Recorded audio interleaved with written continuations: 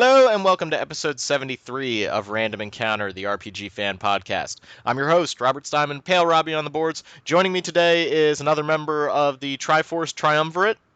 That is me. I am Derek Heemsberg and Embryon on the boards. Yep, Derek's here. He's going to talk a lot about A Link Between Worlds, but Link Between Worlds isn't the best Zelda game ever made. Oh, wait, no, it is. Stop it. No, Stop it is. It is.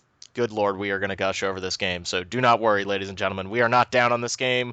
We are not the people that are saying that it is a soulless pile of video game nostalgia. It is amazing. Who says that? Those aren't people. I don't know, man. There's been some kind of backlash on that game of just like, it's not really good. I'm sitting here going, and you liked Skyward Sword? I saw one middling review, and everybody else has been like, "Oh my god." Well, more people need to be like, oh my god, so that Nintendo gets Correct. the message. Because our So- opinion like is the the right troll? opinion. So then we also have John Tucker here, filling in for Steven, who is probably out in Narnia somewhere, or is just studying way too much in terms of graduate studies. Yeah, somebody needs to chill out, right?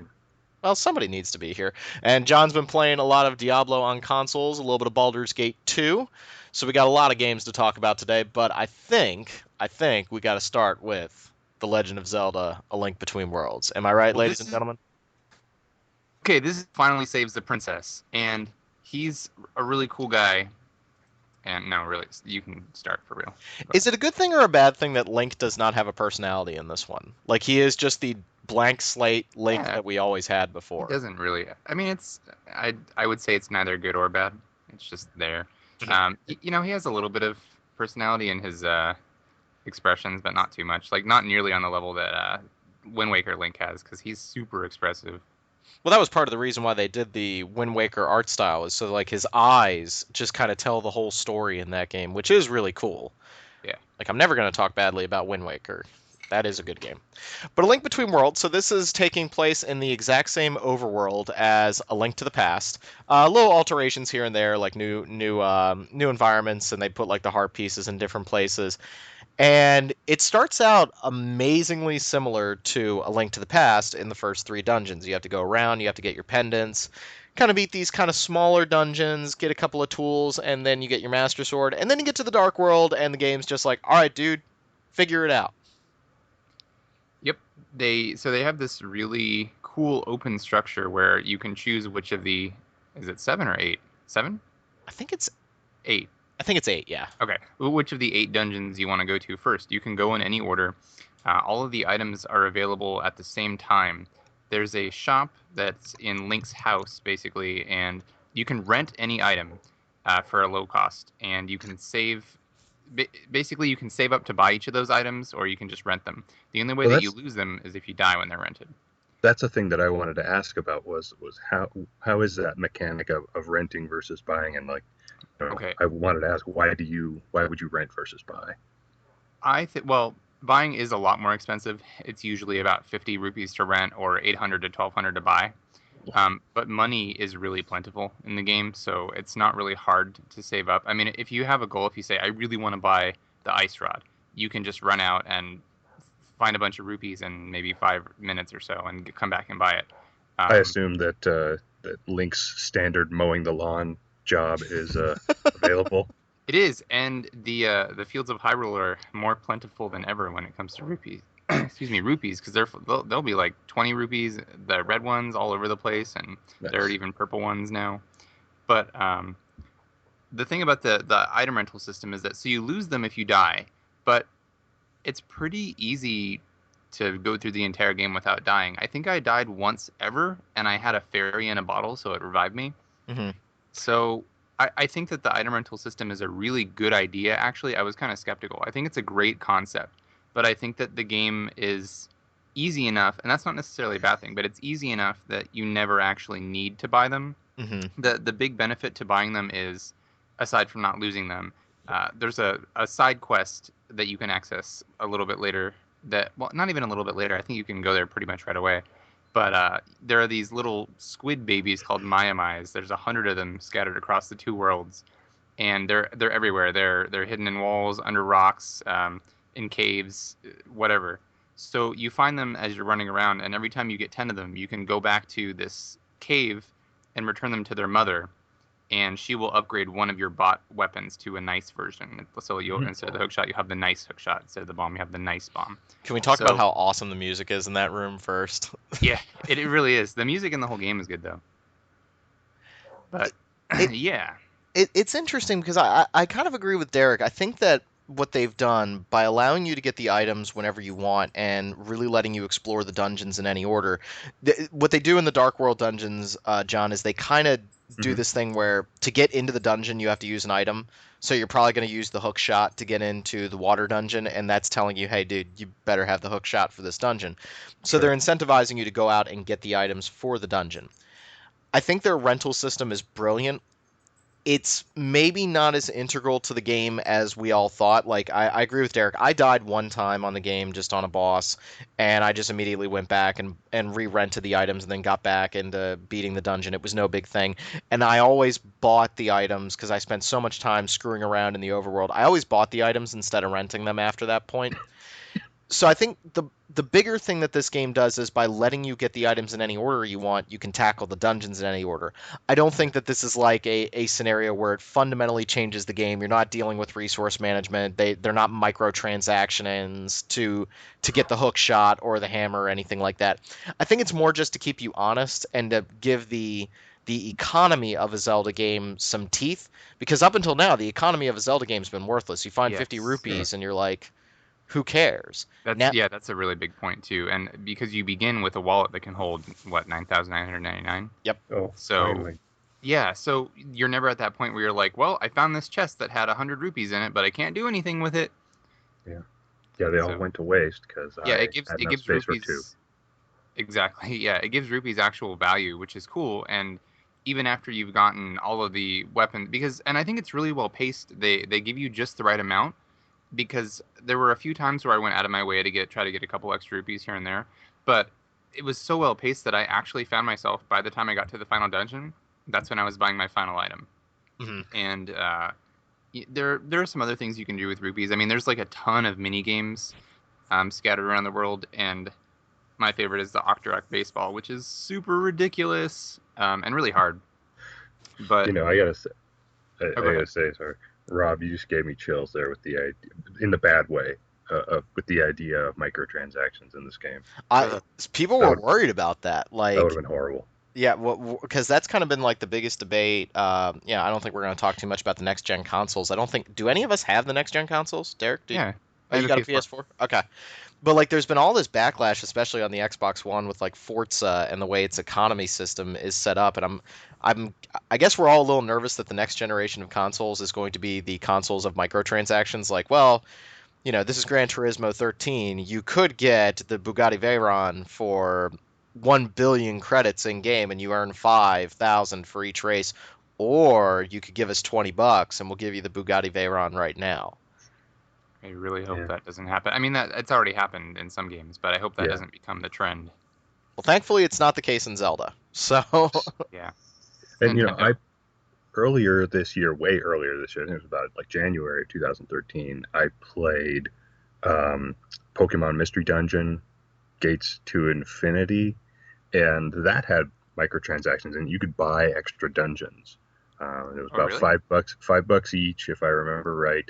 And the different dungeons were geared towards different types of Pokemon. Like there was one that was good for training up your fighting guys and whatever else. And I actually bought one for my review just so I'd be able to, you know, check that out and see how it was. And it was okay. I guess actually that's sort of more DLC, right? Because you couldn't unlock that content any other way than just buying it. Right. Um, Yeah, if but I that's was the way it works. I was still glad to not see that kind of thing in any of the other DS games I played this year. Yeah, I'm trying to think. I mean, there's things like in Theatrhythm you can buy songs for $1 a piece, but I'm having trouble thinking of any other. I mean, one might exist, but any other 3DS or Nintendo games in particular that have microtransactions at that level, where it's just like pay for convenience. mhm. Um, I'm of the opinion that DLC can be okay when it's adding something substantial or purely cosmetic that doesn't affect the game in any way. Mhm. Like if they want to add extra costumes or something, that's fine. Like to me, that's the idea of DLC if they aren't skimping out on what they would normally do. Like an example of that is the Tales games. They used to have tons of extra costumes for all the characters that you could unlock by doing side quests. And in recent years, the trend has been, okay, we'll give you one or two extra costumes per character, and then all the rest are DLC. And they want like $3 a costume. So that bothers me because it's like, well, clearly your development practice has changed because you used to just implement that as part of your normal game design, and now you want us to pay extra money for it. So I have a problem with that. But when it's stuff like, this game's already out, and then after it's been out, they work on a couple extra costumes or a cool side story, like that kind of stuff is fine. But microtransactions bother me. Well, at the risk of getting us really off topic, I just want to bring up an article that I read over on actionbutton.net. I always like those guys and their writing style. Their Final Fantasy 13 review is hilarious because it's like a 20-page dissertation, this rambling, just absolute assault on the game. It's really funny to read. But they did this thing on Dead Space 3, and they talked about how, when I played the original Dead Space, I never wanted this to be the only game that I played. I didn't want it to be in a model of like a Farmville or a Final Fantasy 14 or a World of Warcraft. I didn't need this to be a microtransaction kind of incremental, but not saying the Final Fantasy 14 has microtransactions, but this like incremental build up, this game about loot, this game about armor, this game that you are meant to play like it's your job. And the people were just like, this is not what I was expecting Dead Space to become. And that really made me sit down and go, I don't want to play a game that becomes my job. We were talking in the pre-show warm-up about a lot of games that I've been playing lately, like small little games. We'll talk about Rogue Legacy in a few minutes, but there was something really nice about sitting down, playing Zelda, finishing it, closing my 3DS and going, okay, that was an awesome experience. I am ready for the next game. There is very little appeal to me to play a game for a super incredible amount of time. There are exceptions, obviously, I won't bring them up, but there's very little incentive for me to play a game like Dead Space and go, oh yeah, this is going to be the game that I play for the next 3 months. No, I want to play a short, tight horror experience. I'm not interested in something that's microtransaction heavy or something that's designed for me to play for hundreds and hundreds of hours. What's wrong with a 10 to 12 hour experience? Nothing, Well, it's I would say. yeah, it definitely seems like there's room for all kinds of games. I think a lot of folks have that experience that, the stereotypical thing to say is that when you're younger, you have all this time, and so you play and you want to play games that are really, really long. And then when you Hmm. grow up, you have a lot more disposable income and a lot less free time available to you. So you want games that are going to bring you, a shorter, fun experience that you can be done and move on to the next thing. Because, hey, a 10 or 20 hour game when you were a kid might have taken you a weekend to beat when you have a job and, kids of your own and whatever else, responsibilities. That's going to take you a few weeks to get through. And I don't know that that's true for everyone, but that's Well, it certainly definitely. is true for a lot of people. I mean, otherwise that wouldn't be the general feeling.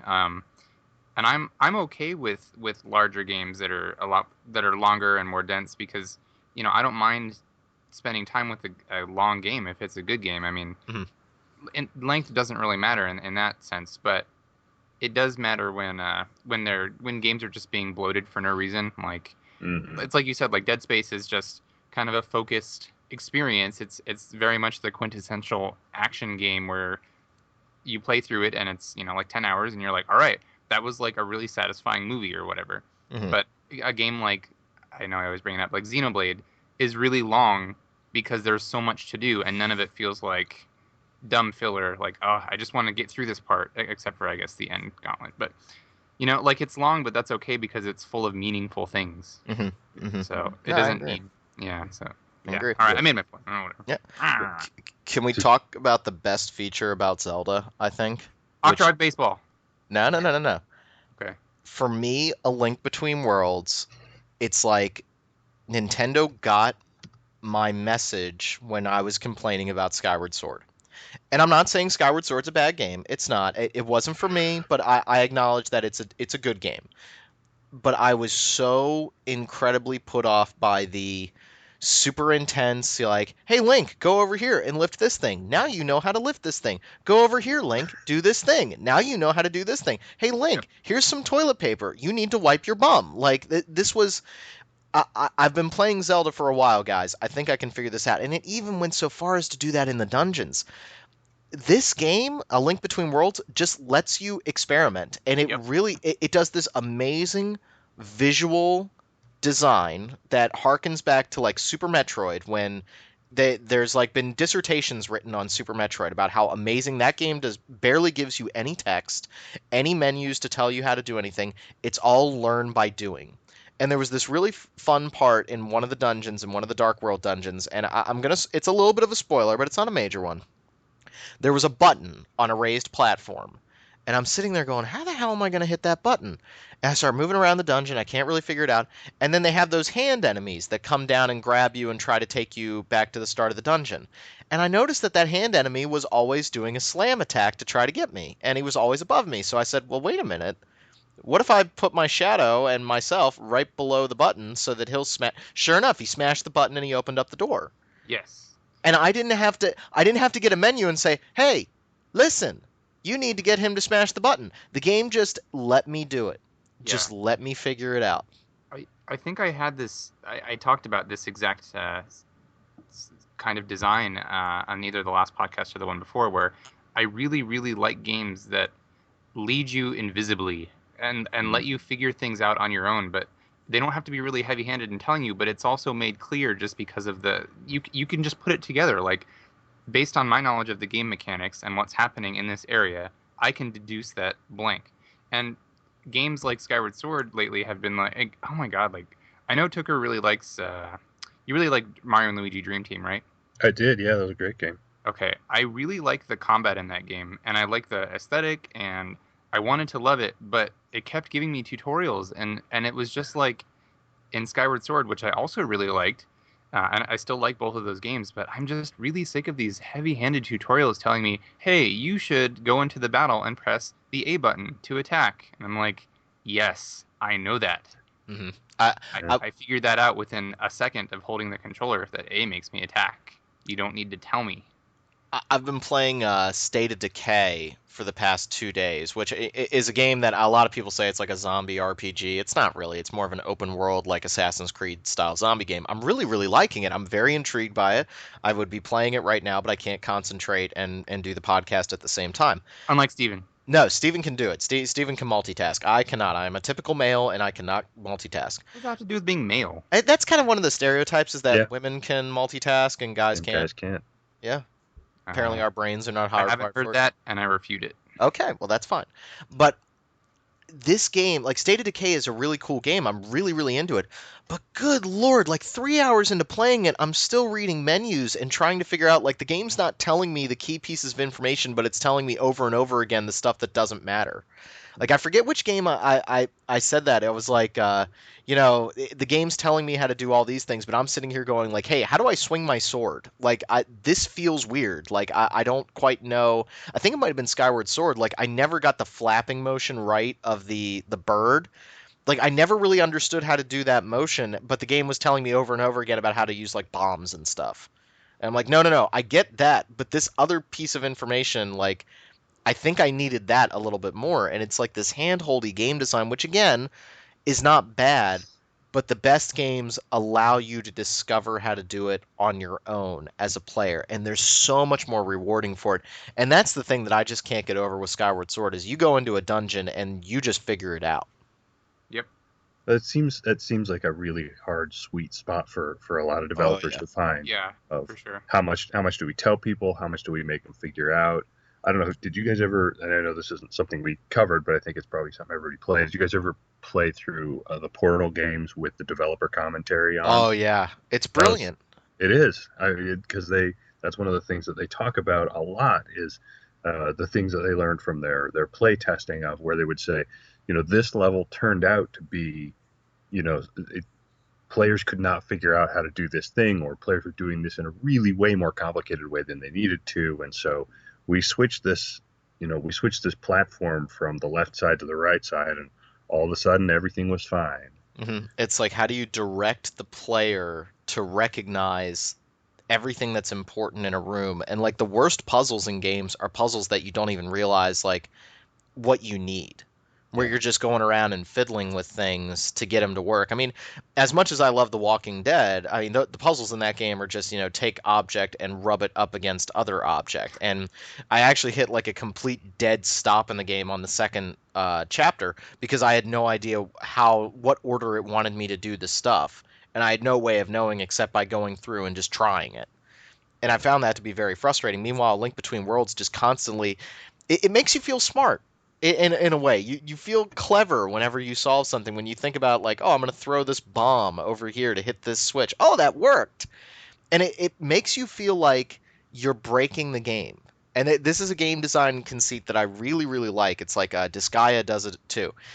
It makes you feel like you're breaking it. You feel like you're solving the game by using the tools that you have, and you're not just fitting a lock into a key. You're not just using the bomb in the one instance of a bomb. You're sitting there thinking, oh, I'm solving this with one of my tools, but I probably could have done it with another tool.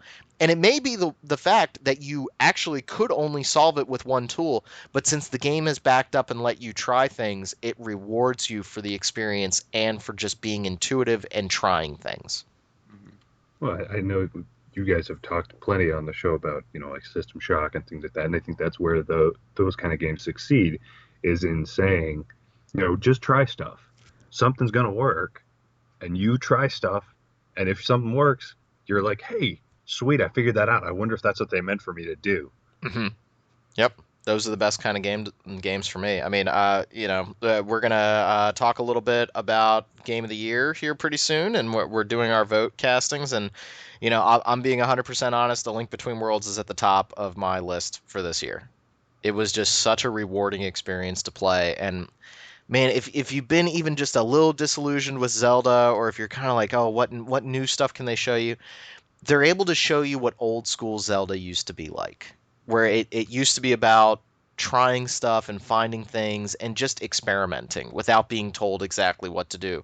Their overworld design is fantastic. Even getting to the Dark World dungeons is a puzzle in and of itself, which I found Yeah. really surprising. Like you got to figure out how to get over to that area. It's really cool stuff. Yeah, and there were actually one or two dungeons where I was like, okay, I can see where it is on the map, but how do I get there? Like the Death Mountain one. Just And that's cool because that gives you it's not just the dungeons are the meat of the gameplay and the overworld is filler. It's like the overworld is actually something integral to the game experience. hmm hmm It's a damn good game. It And really is.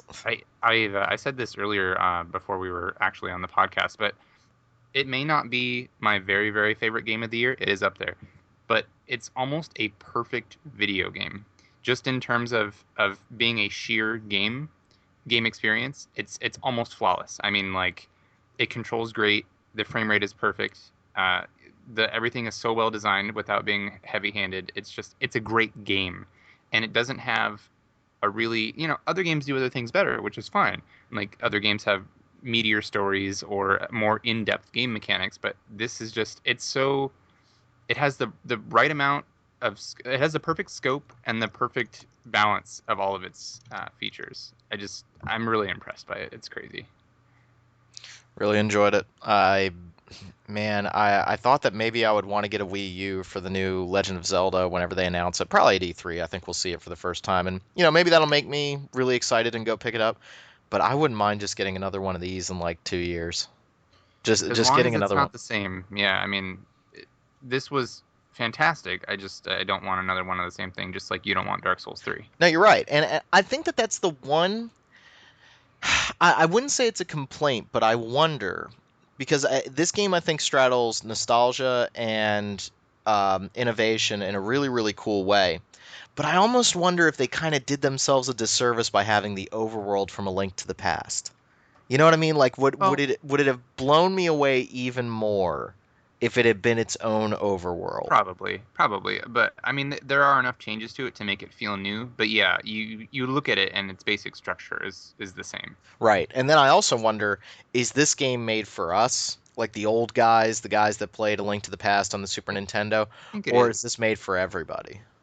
I mean, I do think it's made for everybody, but I do think that they took into consideration that there are a lot of people that enjoyed Link to the Past, and so there are knots for that purpose. hmm hmm I will let you know if I play it, because I never had a Super Nintendo when I was a kid, even though I am old enough to have had one.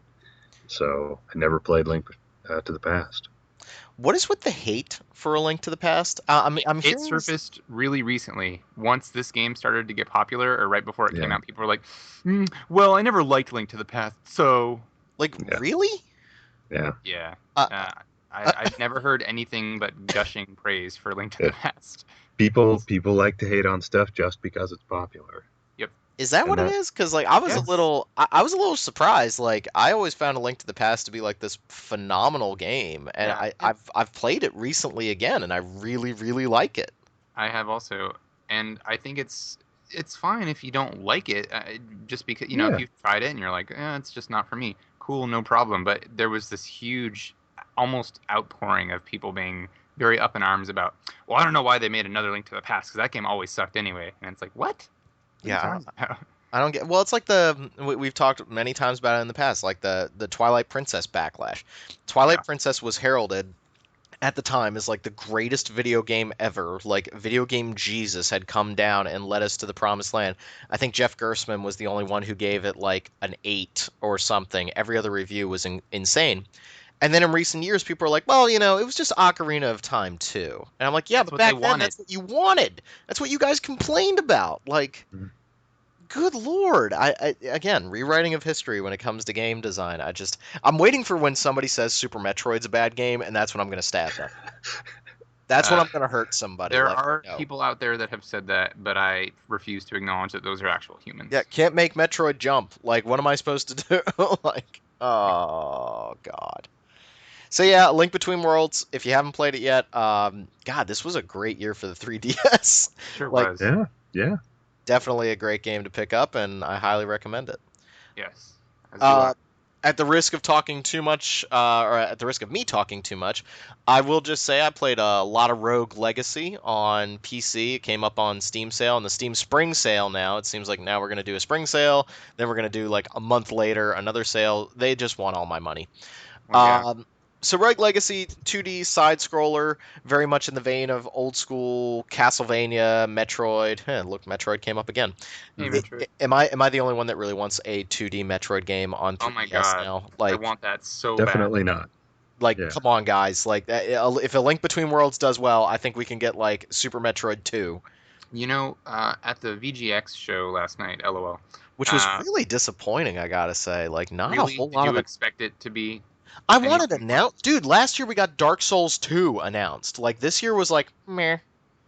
Well, I mean, the two Telltale games they announced look Oh, cool, but right, I know, but I think when Reggie was there giving his earth-shattering announcement of Cranky Kong and Donkey Kong Tropical Freeze, he somebody said something. I think the host. I didn't actually watch the show. I just read this in an article, but I guess the host said like, "Hey, so can we see a new Metroid?" And then he said something very coy, like, "I don't know, we'll see," but I, maybe. I will I say, tried to watch a video of that segment this morning, and it was just so awkward, and So I, sorry. I couldn't do it. I couldn't watch it. well, Yeah. we've been clamoring for a new Super Metroid like 2D game. Even though I love Metroid Prime and Metroid Prime 2, I think they're great games. Mhm. But Rogue Legacy kind of fits into that vein a little bit. It's super super hard, randomly generated dungeon. You're moving through and trying to beat bosses, and I really really like Rogue Legacy. I played the ever loving crap out of it for like 3 days, and then I beat it, and I kind of cooled on it. But it really has this nefarious gameplay design where when you die, and you're gonna die a lot. I died 96 times beating this game. When you die, you then get to take over as one of your ancestors. So you play as another character. You get a choice between three at the start of every dungeon run. And then you get to spend all the gold that you accrued on your last run. And you upgrade your abilities, your health, your magic output, your mana. You get new equipment. And so it's this really like cool game design where when you die, you immediately start upgrading. So you have this like initial regret. Yeah, descendant. Sorry, John. John got in there, and I said the wrong thing. So I went the wrong way in terms of genealogy. I'm sorry. Um, and it's this really awesome game design of like when you die, you get that initial shoot, and then you go, wait a minute, I get to upgrade, and then you upgrade, and then you immediately want to go back into the dungeon and do more stuff. It's this brilliant game design where it incentivizes you to die almost in a way. Yeah. Like you'll reach a point where you're like, wow, if I die right now, I can start upgrading. And that's just there's something about death in video games, and this is one of the reasons why. I mean, we all know what game I love so much, but there's something about death in video games not being the end. I think that's something that Heavy Rain did very well. Like you can die as one of the main characters in Heavy Rain, and the story continues. I want to see more of this, more of like make death part of the mechanic, like XCOM. When you lose a character, it's permadeath. Same with State of Decay, like these games that like you could invest a lot of time into a character, and then when they die, that's a BFD. That's huge. Something to make death palpable instead of just like the oh I died back to a checkpoint. I Yeah. think the worst example of that was like I died one time playing Infamous and I just restarted at the exact same fight. I went back 15 seconds. And I Yeah. just was staring at the game like that death was meaningless. Like now I'm just going to beat this scenario and it's not going to do anything. Like what was the point in dying? It wasn't hard. It wasn't difficult. I just took a rocket launcher to the face, and now I'm just immediately restarting. I didn't lose any progress. Nothing happened. It was just, okay, you read this one paragraph in a book. Now read the paragraph again. Mm. Did you ever play the Infinity Blade games that are No, on I did like not. iOS? Those in those, it's sort of a cross between those different concepts, and I'm not saying this is a good thing, but when you die, you start up again at the beginning as the son of the guy who you just were, but you have exactly the same equipment, you have exactly the same level, all your stats are exactly the same. So it's like they tried to do that thing, but they didn't really succeed Yeah. because There's you no there's no practical. feeling Yeah. of consequence. It's just oh well, I'm starting over at the first fight again, Hmm. which Yeah. the game is intended to be played through a bunch of times anyway. So, did you also play earlier this year? I played a game called Legend of Dungeon. It's on PC, and that game is also it's a roguelike. You are supposed to die a bunch, and when you get to that point where you've actually got yourself some pretty sweet equipment, and you a ways down in that dungeon, you start thinking, "Oh man, I do not want to die now," Yeah, Yeah. it's because you'll start over with no equipment, and you're back to level one. it's just really really smart game design, and it keeps me from feeling like I'm wasting my time. And don't get me wrong, like I did get frustrated with Rogue Legacy. I think that the one thing that bothers me about that game is that it's very, very random, both in dungeon layout and also in the descendants that you get after you die. So if you want to beat a boss, I always found that I wanted to have like a paladin type character, a character that could take some hits, had some armor, and had decent damage output. But especially beating the last boss, I ended up getting nothing but mages and worthless classes for fighting bosses, and it just would happen over and over again. So then I would be like, well, I'm not going to go try to kill the boss. I'm just going to get some gold so I can upgrade my characters. Okay, I died. All right, now it's time for the paladin. Oh, come on, I didn't get a paladin. All right, now we got to do it again. And I was really wasting my time. Like I was actually talking on the phone with Steven for like 2 hours. We were just catching up, and in that time I went through like 6 runs until I finally got a character to beat the last boss. So like the randomness at that point started to irritate me a little bit. It never got too bad, but overall like the game just does a really good job of incentivizing you to go in, level up, and I couldn't get over how hard the game was. Like I died on the second room the first time I went into the castle. I just Mm. got obliterated. So it's definitely a cool game. I would recommend looking into it. I know they're going to do a Vita version of it sometime in the beginning of 2014, I think. Yeah. That'll be cool. Nice. Good game for the Vita, and I want Yeah. to see if those guys make a sequel to kind of like expand a little bit because it is kind of a smaller game. It's an indie title, and after I beat it, I was kind of like, okay, I'm done. I don't need to play anymore. But it was that game took over my life for like 3 days, where I just woke up in the morning, got some coffee, and sat down and started playing. Yeah. Well, I mean, that means their design was solid. Oh yeah, yeah, no, it was really good. That's going to be on my top list as well. I was really really, really surprised by it. Very tight controls, almost so tight that it feels weird at first. Like you're not used to playing as these super responsive characters if you played like old school Castlevania or Mega Man. So that kind of threw me for a loop right away. But definitely a good game. Look into it. And my review will hopefully go live at some point. Derek, thank you again for the proof and for Certainly. pointing out that apparently I'm a little rusty on writing. I think you were just tired. I Yeah. appreciate that. I'm like, what was I on? Like, I don't think you're rusty. I think you're fine. Don't worry about it. And I'm sad that I missed out on that because, like you said, it was on sale again last week, but I missed the sale price because I was broke. So when it inevitably goes on sale during the winter sale, I'll pick it up yep, definitely a good purchase. for sure. So are we going to talk about what Tucker's been playing? Yeah, so Yeah. Tucker is like the last member, the last person on Earth playing Diablo 3, apparently.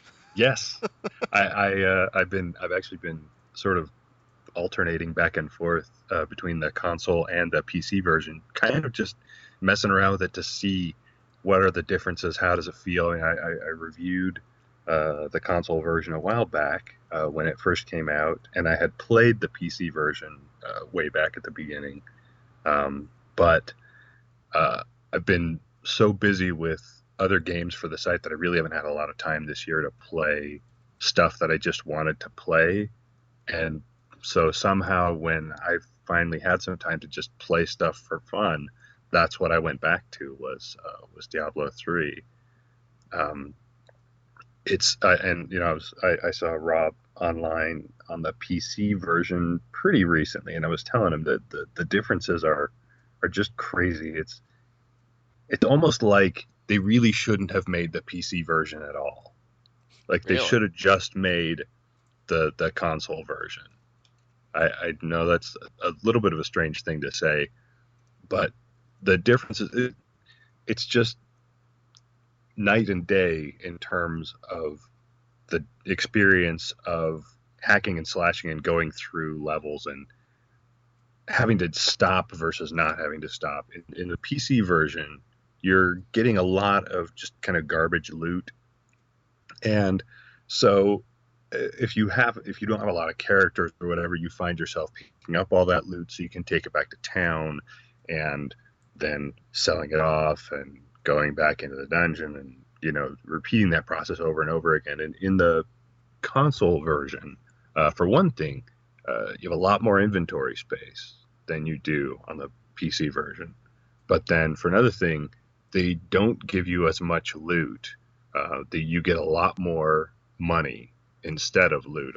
I get the feeling that the behind the scenes it rolls for whatever loot's going to drop from the enemy, and if it's something that's not really great, it just drops some money instead of bothering with loot. And you also get a lot more targeted loot, which is a double-edged sword. I'm playing as a demon hunter mostly on my PS3, and she doesn't get a lot of loot for she doesn't get a lot of barbarian exclusive weapons or the witch doctor hats or whatever, which is nice in that I couldn't use that stuff for her anyway, but it's also less cool in that if I have a witch doctor that I want to start up afterwards, that guy's he's on his own pretty much. He's gonna have to deal with whatever kind of. You don't have to move stuff around between characters using the chest or anything. Yeah, you have less of an opportunity to do that because you get less stuff. And even I've noticed if my if my demon hunter gets a witch doctor hat dropped, it's more likely to have like dexterity boosts on it, which are useless for a witch doctor. Mm-hmm. Where he's looking for intelligence. Now, that is the Loot 2.0 system, correct? That they've been touting. They started it in the console version, and apparently the PC version is going to get it with the Reaper of Souls expansion. Mm-hmm. Yes? Yeah. Okay. Yeah. Go ahead. Go ahead. I was just saying the other big thing is just movement in general, and I would really, really love to see them, although they've said they won't, put console controls or controller support on the PC version. Because you have the left stick walks around, the right stick makes you roll, and in the PC version, it's left click on the ground to walk there, left click on an enemy to attack them. So, especially if you are playing a class like a demon hunter or whatever that's not as resistant to damage, you all of a sudden find yourself on the PC version trying to run away from combat, and instead you click on an enemy and you attack them and you die. Mm. Whereas Yeah. on the console version, you can roll out of combat. You still can get trapped if you're up against a wall and there's a bunch of enemies and stuff. You can still get trapped. So those skills, like the vault skill for the demon hunter, that lets you just kind of jump a certain direction, and the teleport for the wizard, those are still useful, but not as useful. Do they is there an invincibility on the frames when you actually use the roll? So could you use that to dodge an attack, or is it that you're just moving in a certain direction and you can still take damage? It still seems like you take damage. It's almost like you're invincible during the roll, but the damage comes in after you finish the roll. Oh, weird. Yeah, it is I wouldn't call it like really janky or anything, but it does feel weird a few times where you're like, oh sweet, I got out of the way. Oh no, I didn't. Yeah, because that's been the biggest problem with finishing Diablo 3 on Inferno was a trial, and I managed to do it with my Witch Doctor. I don't think I can do it with my Demon Hunter. It's just way too frustrating. But that game, just like John's pointing out, when you decide, oh boy, I got to turn tail and run, and you accidentally click on an enemy and that gets you killed, that just sucks. Like that just really, really sucks. Yeah. Yeah. Yeah. Go ahead. One other thing that I don't love on the console version is if you playing multiplayer is a lot of fun. It's really easy. In general, works really well. But if you're both playing as characters from the same like PSN user, only the first character has access to the chest and things like that, and crafting with the blacksmith guy and things like that.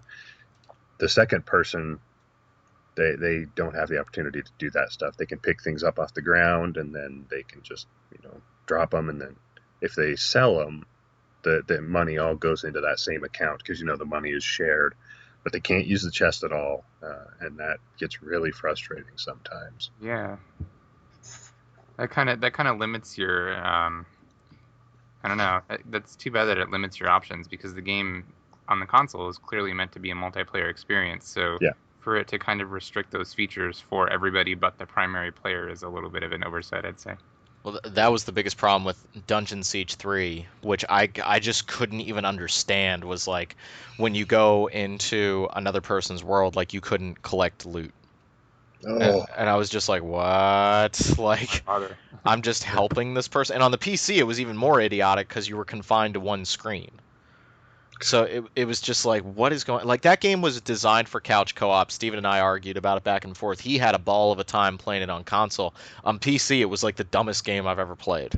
yeah. Like, just who thought this was a good idea? Clearly, you guys just made a PC version, but like, yikes! You need to completely redesign your loot system if that's what you're gonna do. It's like which Fable was it? One of the Fables. You could play multiplayer, but yeah, if you weren't the lead character, you were just a companion who didn't get any loot, didn't get any money, didn't get any experience. You're a helper. Yeah. And there's something to be said for that. I mean, that can be okay, but yeah, I don't know. Especially with games where you can have progression. I have a hard time with being an indentured servant when I'm Yes. playing a video game with somebody. Right, yeah. So anyway, but yeah, so Diablo 3 on the console, a lot of fun. I'm actually looking forward to when it does come out on the PS4. Mhm. Hopefully, I will have a PS4 at that point, because that version, I was just reading about it the other day. That version, they're tweaking some stuff again, and it will come with the expansion pack and Yeah. a bunch of stuff. So You know, I'm legitimately excited to try that expansion out. I probably won't get it for either console since I still have the PC version, obviously. But I it's cool. Like I was one of the people who thought that Diablo 3 was a flawed but still enjoyable game. So I beat it once. I started a playthrough on hard. Or what's the second difficulty? Is it Nightmare? Nightmare and then Yeah. Hell. Okay, I forget because there's like in East games, Nightmare is the hardest because it goes like normal hard Nightmare. So, Hmm. but yeah, so I actually really look forward to trying it again, especially with the new class and everything they add. And I don't know if they like gave me the console version for free, which they won't. I would try it out, but you know. Yeah. Yeah, it's. I agree with you, Derek. I think it's a flawed game, but it was a lot of fun. I still think that their combat in terms of loot games is incredible. It's the reason I couldn't get into Path of Exile. I just didn't. I think Path of Exile's progression system is incredible, but their moment-to-moment combat just it's not flashy. It doesn't feel powerful. I mean, everything in Diablo 3 feels awesome. Like when you just summon up a corpse to explode acid over everybody, that's just awesome. I love throwing spider jars. It's my Yes. favorite thing ever. Use the number one fear that I have against everyone else. It's just, oh man, it's so satisfying. Just like clink, and then the spiders go clink. I Too love fun. I love on the Demon Hunter the bolo shot because I feel I have that stupid movie feeling of walking away from the explosion. Yeah. Like Yes. you're already dead and you don't even know it yet. Yep. I loved rapid fire for the Oh Demon yeah. Hunter. Like you just feel like you're in a John Woo film. Mhm. Just nothing can come near. It is a really good game. I think Yeah. that they've got some good ideas going on over there. Now they're going to put in the adventure system into the game, which is just like a progression of dungeons to beat a boss that'll give you extra loot. It really sounds like they're trying to make that game. You know, I just got done talking about how I don't like games that want you they I don't like games that want this to become your job, but it sounds like with Diablo they've kind of realized that that's what a lot of people wanted. A lot of people just want to play Diablo over and over again. With Diablo 2, it was always making a new character build. Like, hey, I'm going to make a druid that focuses on werewolf, and then I'm going to make an Amazon that focuses on polearms or something. And I think people really want that. They want to play Diablo forever. And they're going to go back and kind of enhance the game a little bit to try to do that. Yeah. So, I can see that.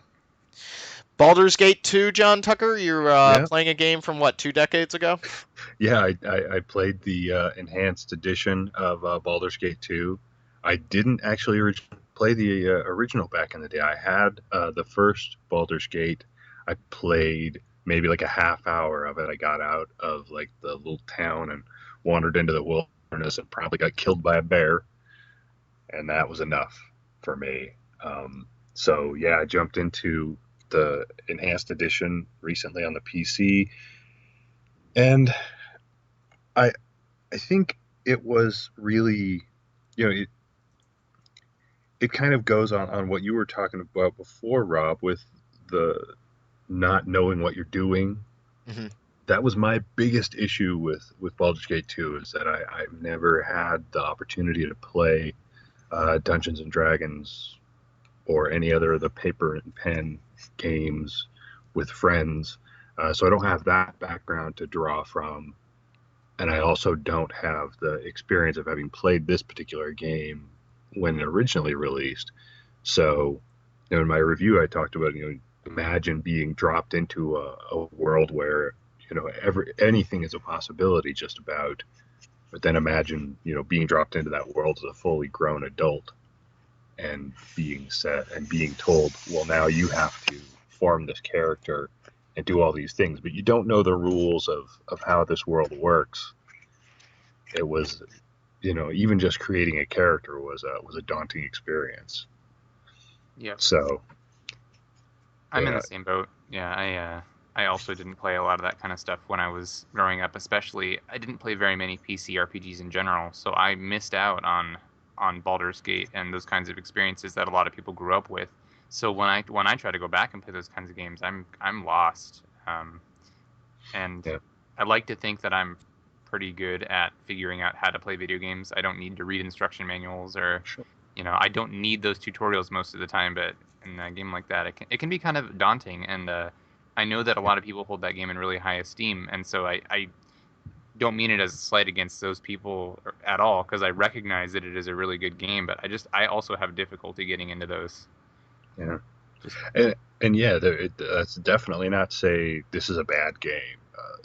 It's just it's sort of at this point in its life, it's a targeted experience. And Mhm. if you are Yeah. not on that target, you may not enjoy it and you may not understand why other people love it so much. But if you are on that target, you're going to play this thing and you're going to think, this is an amazing experience. I'm so glad I had it. Mhm. Yep. I can agree with that. Yep, yep. Before Derek has a chance to get to ease, I just wanted to ask, am I the only one that watched the Dragon Age 3 leaked video that came at Dragon Age Inquisition, like their whole like 20-minute presentation that they did? I think it was at Oh, PAX. I saw that too. That was pretty awesome. So, Holy hell. where they went in and they were in at one point they were in a big cave and they fought a giant guy. I don't remember what his I mean, the it yeah. wow. Like they really opened that game up.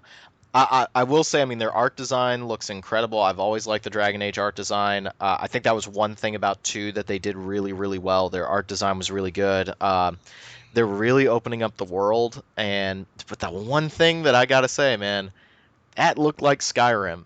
Like right down to like the overhead compass that points out unknown places that are near you and which direction you need to go. Like, man, they weren't kidding when they said they took some inspiration from Skyrim. I mean, the combat looks completely different. It's very action based, but they're also putting in like the being able to pause and move around and attack things. But I was surprised both at how action focused it was and how much it looked like Skyrim.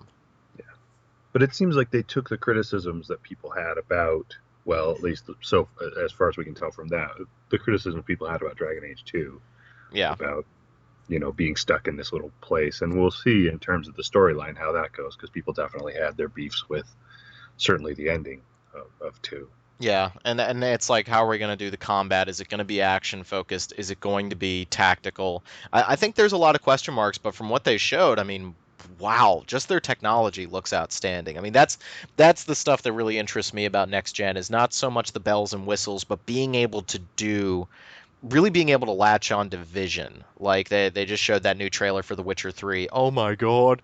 Like they really now they have the power to do some really really cool stuff. And it isn't so much about lighting so much as what can you do with the world now. And for somebody that likes to explore worlds, that just has me really really excited. Yeah. Derek, I try. ease, Ease, not Y apostrophe S. wise. Wise. I will slay you. That's what I always called it as a kid, man. Yeah, I think I did too. I did not know any better, but now I do, and there's no going back. Now I have the knowledge.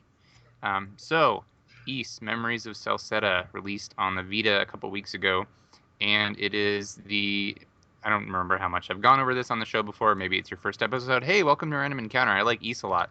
So, East Memories of Celceta is a complete reimagining of East 4.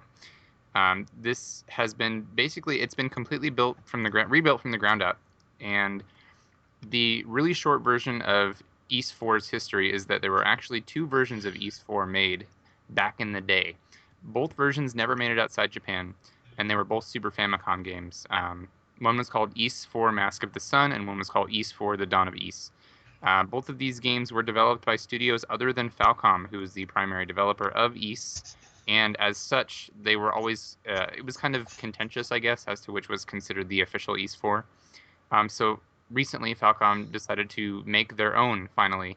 So this is the official new canon version of East 4.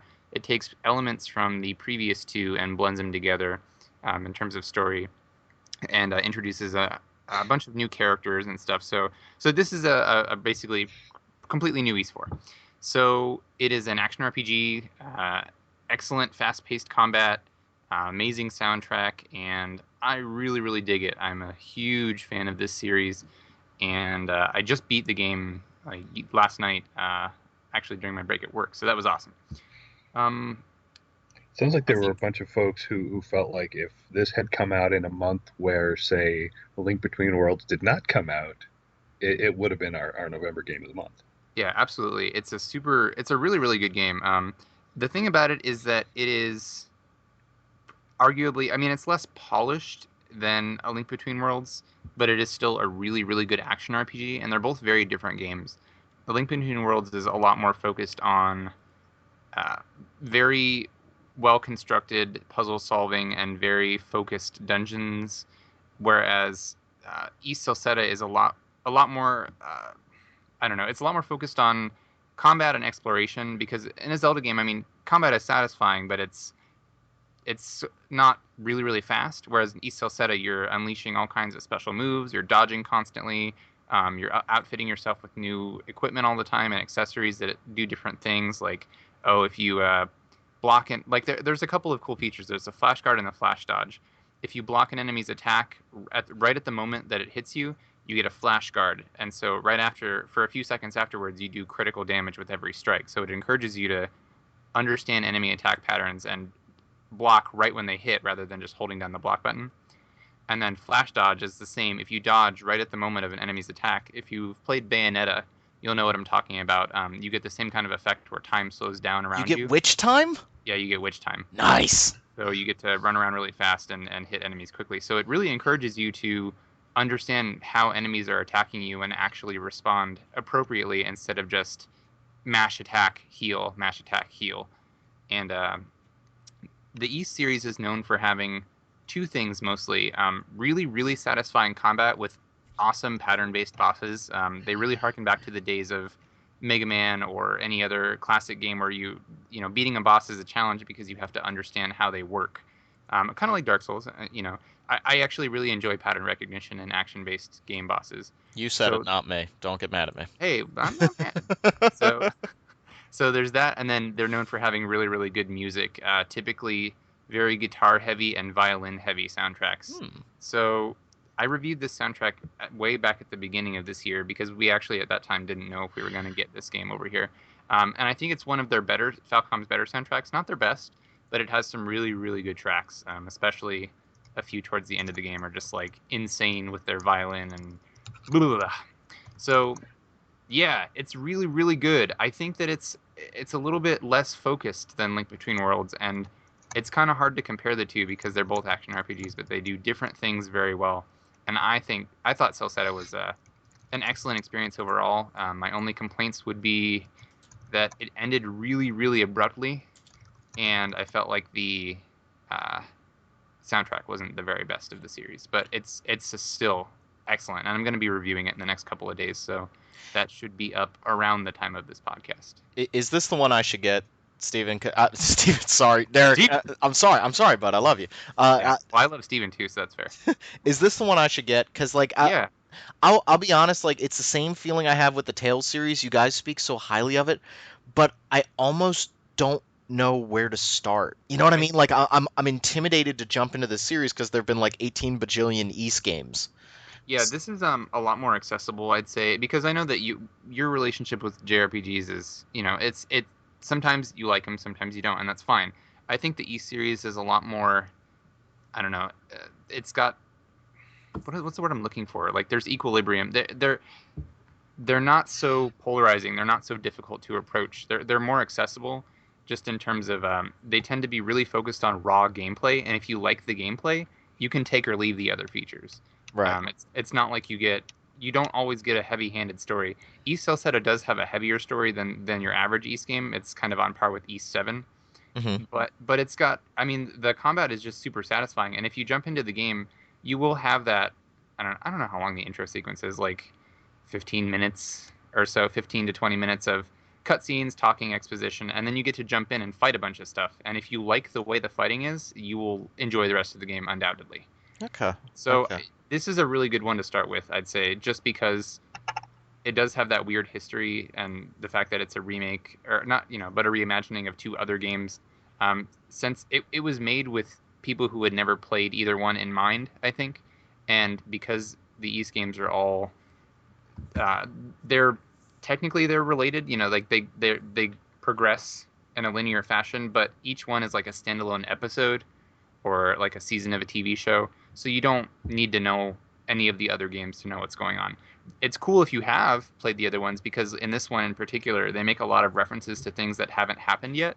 Like they keep talking about, like if you walk around the town, you'll hear NPCs saying like, "Oh, I hear stuff's going down over in Altago. I wonder what's happening. I heard they've got some stuff with dragons going on over there." And that's a place that Adol doesn't visit until East 7, so that's 3 games later. And that's when he goes and does all the stuff with the 5 dragons of Altago. So there's a lot of cool allusions to the other games, but you can definitely just jump right in. Okay, I recommend it. that might be a game I'll pick up during holiday break. Yeah, and like I've said, they have the other ones on Steam, so I would really highly suggest starting with either Oath and Felghana or Origin. Those are both great. They're both standalone. Origin in particular doesn't even have the main character at all in it, Hmm. so you can really just go in there with absolutely no idea of what's happening. But they're both super good. Okay. They're it's a really accessible series, and I think that if you just give it a go, I think you'll like it. I think you'll dig the combat because it's very skill based and you feel very in control. I'm having a hard time finding it on Steam. They don't just list it as Wise. Yeah, you might have to try it like Wise YS Oath or YS Yeah, or YS Oath. Yeah. Yep, there it is. Okay. good. Yeah. No, it's a series that I've always been intrigued by ever since I saw it at my local Magic Video as a kid, and I just could not pronounce what it was. But Well, that one sucks. If you're thinking of East 3, the one for Super Nintendo or Genesis, I think it was for Nintendo, whichever one that was. Or maybe it was Super Nintendo, and I just can't. it's probably the one that it's probably Wanderers from East. Okay. I don't know. Maybe I'll do that. I mean, my Vita got a huge workout with Tactics Ogre, but I think like I either need to pick up Persona 4, segue into news, Oh God. or Ys. Um, can I just say that I actually heard Derek squeal like a little girl when they finally announced Persona 5? You did. It was like when they announced Kingdom Hearts 3 for Steven. You heard his squeal around the Yeah, around and the everybody world. heard mine for Dark Souls too. Yeah, Like, so we all got to squeal this year, so that's good. yeah, no, we really did. But yeah, so they announced a whole lot of Persona. Like, Good God. That was an explosion. So I hear that a lot of people were melting down during this live stream announcement because it was several hours and they were of trolling people. yeah, well good, They Yeah. were so Atlas was announced teasing a bunch of Persona stuff and then they had this live stream and so I don't remember in which order they announced them. I think the first thing they announced was Persona Q, Yeah, the Shadow of the Labyrinth. Chibi Persona. Yeah, which is an Etrian Odyssey styled game with Persona characters, and they're all chibified. And people were like, "This isn't the announcement I wanted." But that game, gameplay wise, I mean, it looks solid to me. Yeah. And Do you think people are happier about it now that they know they're getting Persona 5 as well? yes, absolutely, because throughout the stream they announced that they announced this Persona 4 Dancing All Night. It's like Bust a Move, but with Rise and friends. And then they talked about Persona 4 Arena 2, and people were like, "I came to the stream for dancing all night. Come on!" And then they announced Persona 5, and everybody exploded. So yeah, I think after that announcement came out, everybody was able to chill out a little bit and accept those other announcements. Everybody was able to be happy. Yeah, for what it's worth, I want all of those games. I love rhythm games, so I'm totally cool with Dancing All Night. And I love fighting games, even though I'm not awesome at them. So I'm totally cool with more Persona 4 Arena. And I don't really mind. I think that I'm not 100% sure how I feel about the art style necessarily of Persona Q, but I watched that initial trailer and the battles look really fun. So I mean, I'm definitely in. And if I can put, some of these characters in the same party, it's kind of like a fan servicey Yeah. excitement moment. And then Persona 5, we got the horrible English of You what are slave. want emancipation. But yeah, I think we can expect that to be fairly quick. I mean, the turnover from Persona 4 wasn't too bad. It was just a couple of months before we got it in the States. So I think that I think they realize that is kind of a juggernaut over here. Like, it's very well loved. I think we'll get it Yeah. fast. And I'm super excited. I want to see where they go with it. I want like new cast of characters. I like the fact that it looks like it's gonna be red. It looks like it's gonna be red. I like red. That's cool. We went blue, yellow, red. Awesome. Hmm. And I think it's time for another one. We've had a really long Yeah. cool off since Persona 4, and I think we're all ready to have that kind of experience again. And Hmm. hats off to Atlas. Some complaints online. I don't care that it's on PS3. Bring it on. Yeah, that's fine. I would like to see it on Vita as well. You know, Yeah. I think there's very little chance of that actually happening. Maybe down the road. But excited to see it, and that means my PlayStation 3 will still be plugged in. They said winter of 2014, so that could be probably like December next year, I'd say in Japan. Yep. Yeah. So Yep. probably a couple months after for us, but it's coming, and I don't think there's any possible way it could not make it to the U.S. Oh yeah, I think we're gonna get it. I think we're Yeah. gonna get it. There was also like because of all the Sega acquisition of Atlas stuff, people started talking like Sega executives saying, "Oh yeah, Atlas now has access to our catalog of games if they want to work on something." Fantasy Star now, official Please, Fantasy Star. God. Do it, do it now. Yeah, Good I would love God, traditional Fantasy Star Fantasy Star. 5. Please. Let's do this. It doesn't even you do it on 3DS, do it on Vita, do it on a freaking toaster for all I care. Make this No, game. Do it. I am against toaster games. I'm No, done. The no. last toaster game I played really burned me. Oh, Oh, oh. ladies Just and came up with gentlemen, that I one have on the to spot. stress that like that was awful. That was awful. That was Oh awful. God, it was awful. All right, so we're excited about all those things. You ready Yep, to move to the next? yep. Let's keep going. Okay, so Namco Bandai opened a teaser site for the next Tales of game. It's set to be revealed on the 12th, which is 4 days from this recording, and it may actually have been revealed by the time we post this podcast. I don't know. But so it's going to be the next official Tales game. The most likely scenario is that it's going to be Tales of Zestiria, which is a silly name, but JRPG names, it's fine. We don't know yet, but yeah. So there's going to be an official new Tales, and it will probably be for PS3, just based on the fact that a recent interview with Hideo Baba from the Tales team. I guess he's the lead. I don't remember what his official title is, but he was saying that they want to continue making the Tales games for the platforms that the most people can experience them on. So they're not ready to move on to the PS4 yet, as far as I'm aware. So it'll probably be a PS3 game. I like Tales. I'm excited. That's cool. Bravely Default officially had a sequel announced a couple days ago, and it is actually called Bravely Second. So, which is silly. But Bravely Default just came out in Europe, and I'm hearing nothing but positive things, and I cannot wait for it to come out here to the US. But it's good to know that Bravely Second is a thing, and that it will be for 3DS. And assuming this one does well over here, which I think it will because there's a lot of hype. I'm I excited for it. think we should get it. Yeah, I mean, they just released a launch trailer for the European version, and I was like, holy crap, it was really hype. It uses some of because the music is done by Revo, so it's really bombastic, like almost operatic, over the top stuff, and they used one of the best songs from the soundtrack in that trailer, and I was just like, wow. So Um, what was I gonna say? You knocked it out of my head. Oh, there it was. So this is people talk about how it's the spiritual successor to Four Warriors of Light. I didn't play that. Was that good? I love that game, but it's kind of polarizing. Okay, what was polarizing about? Just that it was like a simple Um, kind of old yeah, school RPG. it's almost like it feels almost like a Nintendo game in 3D in that you don't get a lot of direction necessarily.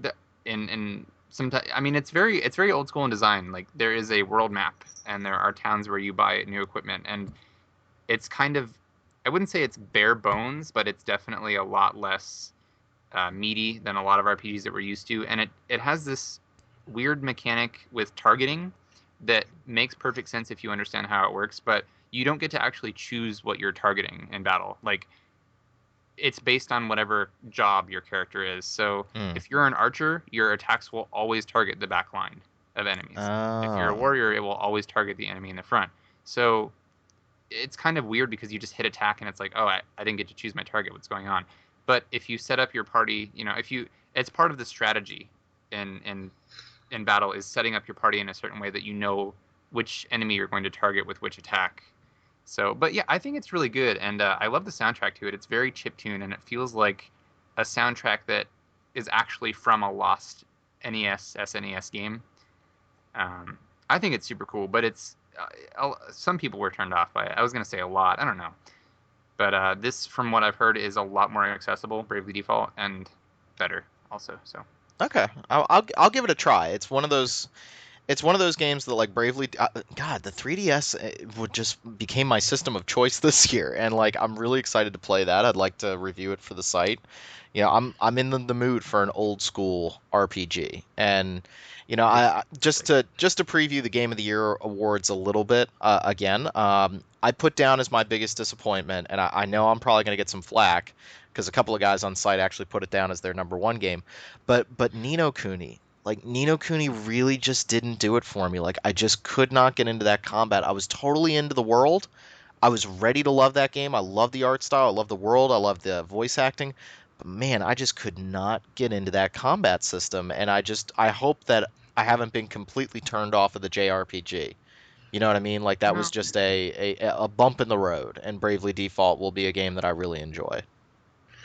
Yeah, I think it will be. I think that Bravely Default just looks incredibly solid and well put together, and based on the fact that in the U.S. and Europe we're getting Bravely Default for the sequel, which is a weird name, but again, JRPG names. Uh, they made a ton of small tweaks under the hood. If I could be misremembering, but I think I read that they made 200 or more just really small tweaks here and there. Like some of them are more substantial. Like you can fast forward through battles, which is cool if you're grinding.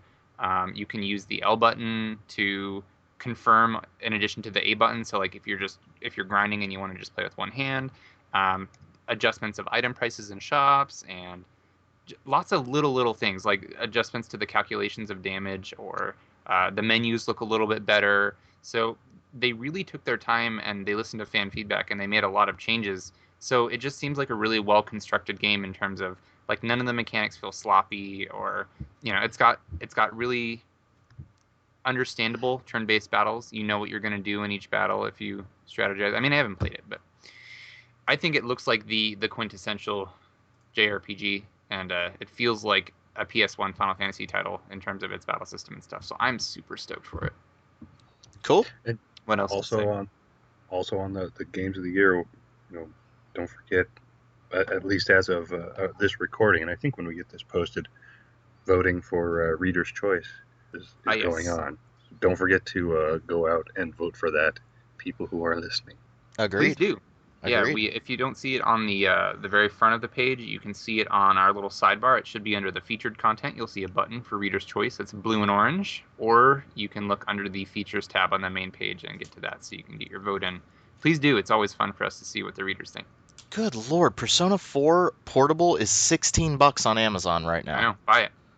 Yeah, I kind of got to. Remember, Jeez. remember what I said. It's like one of the greatest video games I have ever played in my entire life. Wow. I I fully had stand never behind my score. I'd never played a Persona game really until Persona 4 Golden, and you guys had talked so much about, oh, this game is amazing, and oh, it's the best thing ever, and I was like, oh, sure, I'm gonna play it, and it's gonna be like, okay, this is good, but no, seriously, it is an amazing game, Yeah. all around, everything about it. I mean, I'm not saying it's completely flawless, but every aspect of it, the story, the gameplay, everything is good. Everything is Everything. The everything is good. The everything Yes. is good. What did you like about that game the best? Well, I liked the everything. The everything. So go buy Right. the game. More Now, news, Flashback Derek? to- Yes, a few more pieces. Last night at the VGX Awards, Telltale Games officially announced 2 new adventure games. They Holy announced crap! Game of Thrones, which is the big one. Oh my god. I am so stoked. Like if it is okay, all right. Calm down, calm Deep down, breath, calm down. deep breath. What I really want to see is I want it to be all about character interaction, and I think that's what they're going to do. Like all about backstabbing and betrayal, and I am just so bring it on. And we know that Telltale Games aren't afraid to kill characters off in their games. So Yep. I mean, it's Game of Thrones, so Mhm. you could Yep. very well be playing as people that die frequently. The only thing that could be worrisome is because the characters are so established in that world, it could kind of play like the Godfather video game where like, hey, you're the guy who put the horse's head in the bed, and it's like you're doing the side stuff that isn't really interesting. And so that's the only thing that has me a little worried. Like I doubt that you're going to kill Tyrion Lannister, but how do you make it so that you have impactful choices with these iconic characters at this point while still maintaining a gamey quality. I think it's going to be a challenge, but those guys are up to it. Let's do this. Absolutely. Have Yeah. Have you seen the there's a couple of books called Legends. They're written by a bunch of different authors. They write short novels set in their worlds. And George R. R. Martin, for both of those books, wrote one that was set in the Game of Thrones and the Song of Ice and Fire world. Hmm. But it's, if I remember correctly, a few hundred years before the main books. So you have that same feel, but not the same characters. And I wonder if, because of exactly what you're saying, it might not be better for them to set the game, a few, in one of those older stories that he's written, or some other time, basically. Mm-hmm. Right, right. I would agree, and I think that's one of the reasons why The Walking Dead was so awesome, because they tangentially touched on things, but they told their own story. Yeah. And I think that's really important. As long as you have the themes down, I mean, it would be amazing to hear that Martin helped write it, for example. Mm-hmm. And that would add a lot of credence to what they're doing. And then the other game was kind of like, what? Yeah, Tales from the Borderlands, which I can see being really cool. I tried to play Borderlands 1, and I get like not motion sickness, but I get headaches from first-person shooters, which is a bummer. Because I really like the loot and everything in Borderlands 1, and I'd love to get Borderlands 2 and actually give it a really good go, because I rented it and played a few hours of it and thought it was cool, but it's not a universe I saw them making an adventure game out of, but it's cool. Like, it's an interesting. I like the whole weird planet with mysterious artifacts vibe and all that. So I mean, it could be cool. I'll give it a go. I Yeah. might end up playing it before I play Borderlands 2, like giving that a really good try. But sure, why not? I was at the gym the other day listening to a lot of Getting your podcast. swole on. Well, get my swole on. I'm actually just trying not to be fat anymore. And people Yeah. were kind of talking about Telltale games, and I remembered like everybody really bashed Jurassic Park. Like, what was wrong with that game compared to the other Telltale games? I didn't play it, but I didn't play it either. no, Me nobody. neither. I Steven's not think, Sorry. here. and I think Steven said the Back to the Future was good but flawed. Yeah. Yeah. Okay. I, Well, I really enjoyed Back to the Future. I played that a little while after it came out, and yeah, I would say it's not perfect, but it was really fun to go, as a fan of the movies, to go be in that world and play through with those characters who you do know, but also play through with some other characters that you don't know. So if you haven't played it, it's definitely worth playing. It seems like at some point between Back to the Future and The Walking Dead, Telltale really discovered their secret sauce. Whatever they figured out, they are now really, really good at making these kinds of games, and the bar has been set really high. So I just hope that these games continue to deliver, because they've got a full plate right now. They're working on The Wolf Among Us season. Episode 1 is out. Episode 2 is about to come out. Walking Dead season 2, and then also now they've got Game of Thrones and Tales from the Borderlands, and all that's supposed to be coming out this upcoming year. Yeah, and season So- 2 of Walking Dead starts next week. Well, Yep. I'm sorry, on the 17th. Oh, for the game? Yeah, yeah. Oh, excellent. looks Good to cool. know. And then what we didn't get at the VGX, and I really thought we were going to get it. Everybody was kind of the victim of a massive Fallout 4 hoax Mm-hmm. Yeah. over the course of like a month, and we did not get an announcement. I think maybe that's why I think the VGX was kind of disappointing, was we didn't have that like Skyrim or Uncharted 3 or Dark Souls 2. We didn't have a really big announcement. It was kind of just like next gen Tomb Raider, and you're like, oh, all right, Which like, is which is I mean, okay. I mean, we already have next gen Tomb Raider. It's called the PC. yeah, I was a little, yeah, I really thought we were going to get a Fallout 4 announcement, and Bethesda came right out and said, yeah, we're not announcing anything like That's kind of a 48 bummer. hours beforehand. Really disappointing. Like, I really Mhm. like Fallout. Fallout too. 3, I put a lot of time into it. yeah, I'm a late comer to the Fallout series, but I really enjoyed Fallout 3, so I really look forward to Fallout 4. I wish they would have I- announced it. I hope they're working on it. I think they are, and I Yeah. think that the reason I like Fallout more than Skyrim is like I just think those mechanics work a little bit better. They're more focused. They're more about progressing down a certain path to make your character play the way you really want to. Whereas Skyrim beats the crap out of you if you try to go in too many directions and you don't specialize. Like you have to have mental discipline. And I just like the sci-fi I was gonna say, post-apocalyptic setting as well. Yeah. yep. I just think it's a more interesting world to explore. So Yeah.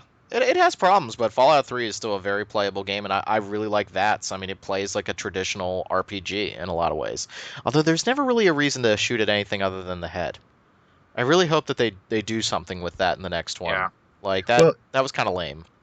if you are up against somebody who you know you're not going to take out in maybe one shot, it can be useful to, say, shoot them in the arm and knock their gun out of their hand, or, depending on the enemy, shoot them in the leg and slow them down.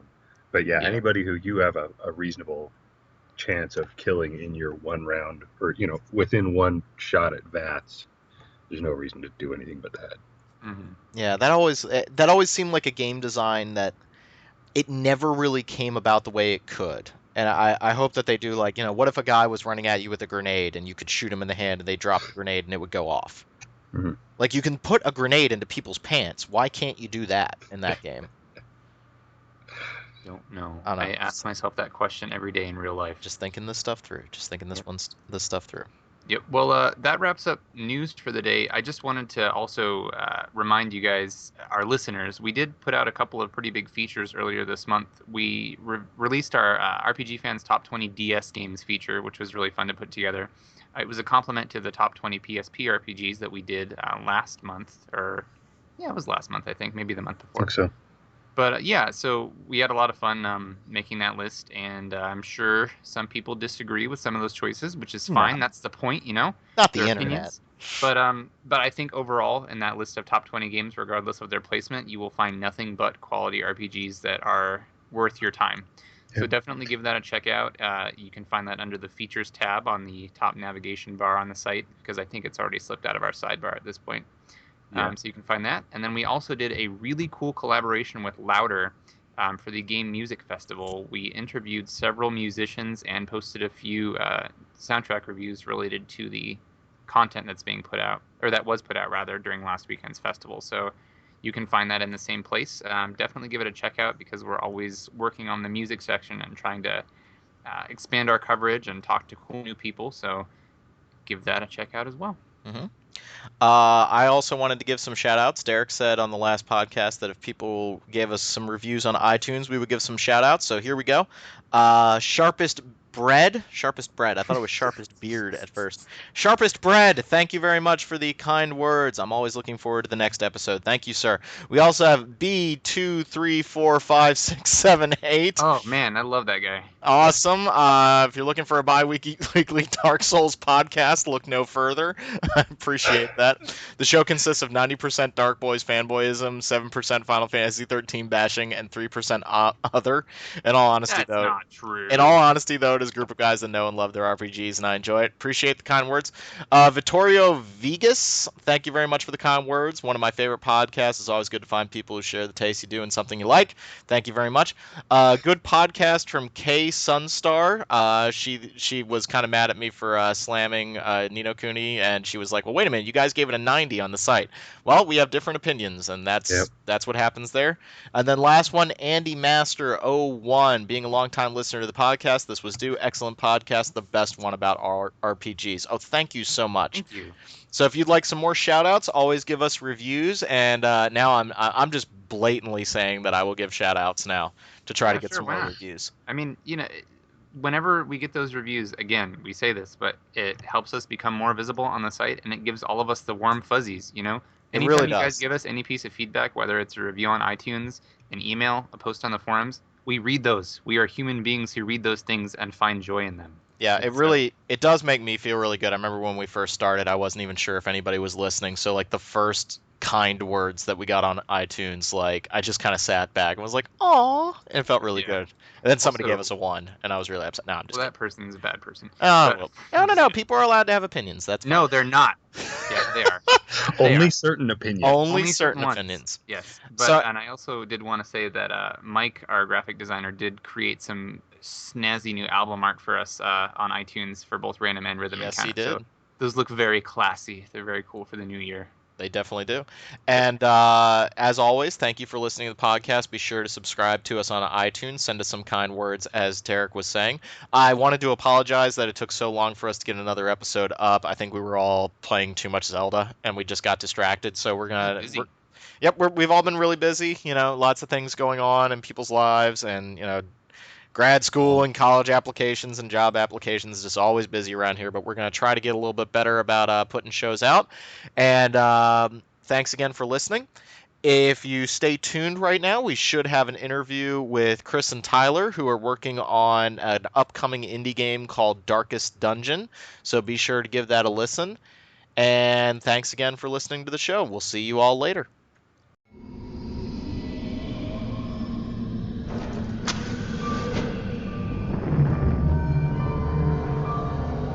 Hello and welcome to another one of our developer interview series for Random Encounter. This is your host, Rob Steinman, and I'm joined today by the lovely Stephen Meyerink. Hello. And we have two guys from Red Hook Games here to talk about the upcoming indie RPG Darkest Dungeon. We have Chris Barassa. How's it going? And Tyler Sigmund. Hello, hello. And they're here to talk about a game that is apparently going to both scare the crap out of you, drive you insane, and make you feel that dungeon crawlers are the living embodiment of hell. And that was the sound of the audience going, "Oh, okay, that's why Rob is interested in it." Yep, that's pretty much the case. So, you summed it up. so tell us a little bit about the game, just to kind of give the viewers already off to a great start, to kind of give the listeners a little bit of an impression of what you guys are going for, some of the inspirations. What are you guys trying to achieve with this game? Well, creatively, what we want to do is just take a look at our beloved dungeon crawling genre through a bit of a different lens. So instead of, encouraging a gear grind and sort of a min-max kind of thing, which I love, by the way. I'm not downing on any of those kinds of games. I'm a huge fan. But we thought we could maybe take a look at the dungeon crawling genre from the perspective of the people who are actually doing the dungeon crawling, and what it would actually be like to sort of wade around in the dark and run out of food and get sick of each other, and kind of the bickering that might arise by virtue of how stressful these situations would actually be. That's kind of where we started from. Movies like Aliens are probably a really good example, where some of the guys just lose their minds, and the unlikely hero Ripley actually steals herself and becomes a total badass. So that sort of team dynamic and interplay were kind of where we started with the game.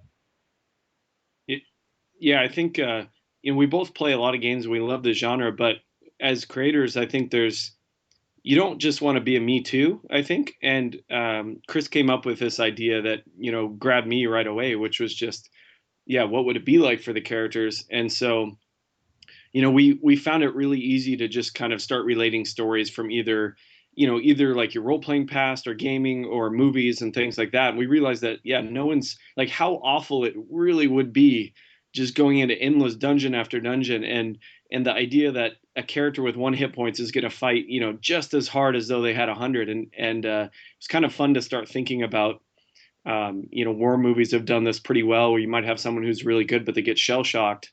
And that's a real consideration. And so gameplay ideas started to come out of that, of what it might be like to manage the party in that situation. Interesting.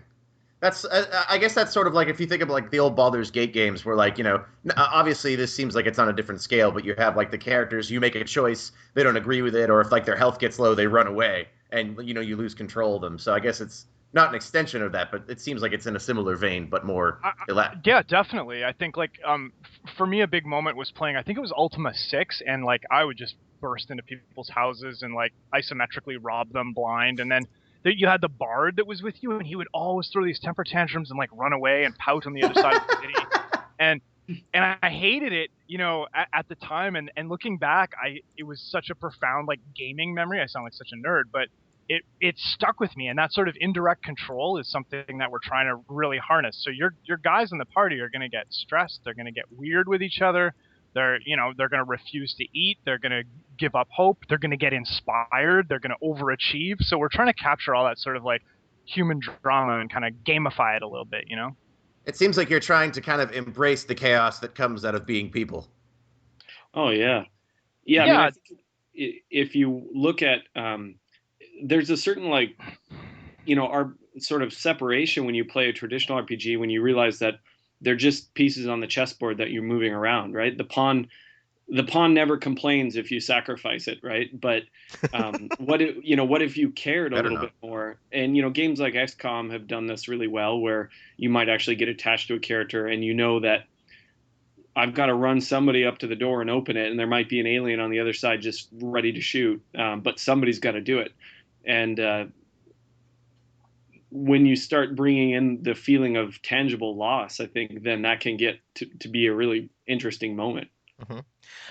This is something that Steven and I kind of argue about back and forth. It sounds really, like you guys are really going for this awesome vision. But one of the things that Steven and I conflict on sometimes is sometimes randomness can really irritate me. I'm the type of player where I can feel like, oh my God, I had a 1% chance to miss and I missed 3 times in a row. And I'm kind of a math guy. And I sit down and do the math and go, wow, that's kind of terrible. How do you make the randomness a fun element without being a detriment? I think we've all been there with an XCOM game where like our one soldier panics at the absolute worst time. See, now, And sorry, Steven loves it. Steven loves see, it. that's I the hate thing it. is, I did want to offer a counter to that, is where I see that chaos as part of where the fun comes from. Is if it behaves predictably every single time, then there's no challenge to it. It's simply a matter of, oh, what is the perfect strategy for this? Whereas, someone goes nuts and runs away, you're like, all right, now what? Yeah, I think our game is about rolling with punches, and it tests the player's ability to manage as opposed to their ability to direct. I think that's an important kind of like consideration, I guess.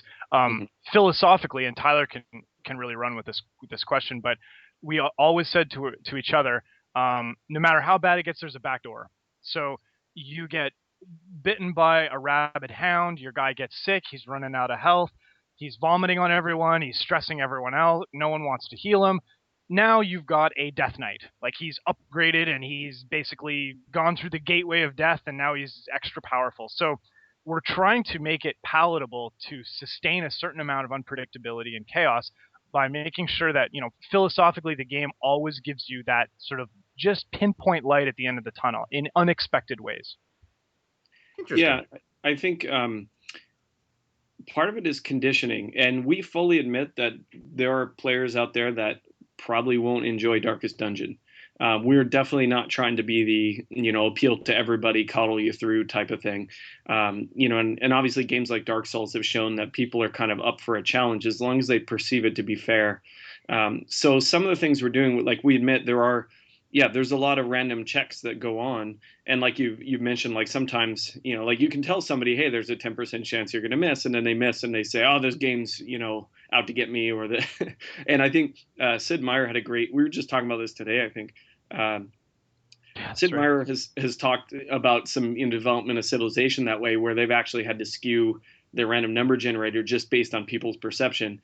But I think sometimes a different player might say be playing Civ than might be playing our game. I mean, the point is you don't have direct control everything.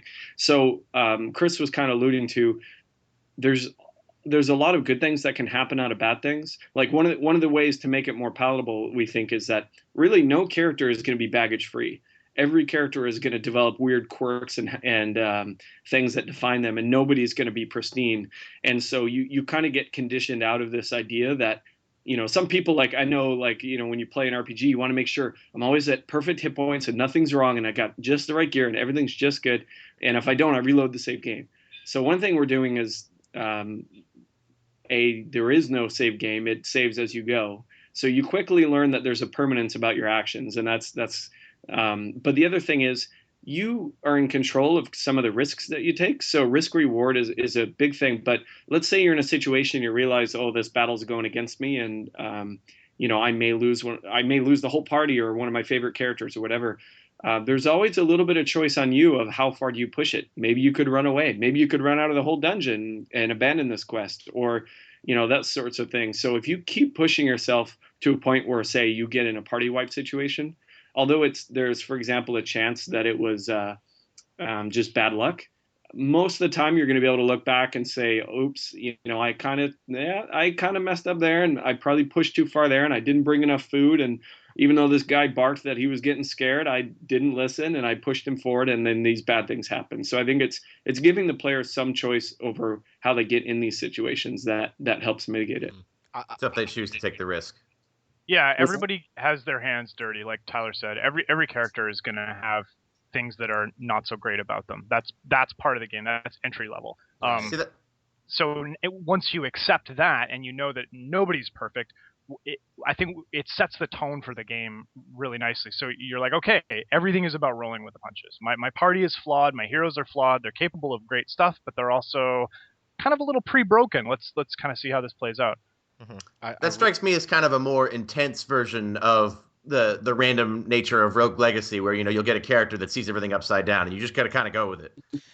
Well, I think there's also this. I really like what you guys talked about in terms of rolling with the punches and that feeling of I pushed myself too far. I think that that's the best kind of difficulty that I'm playing in games.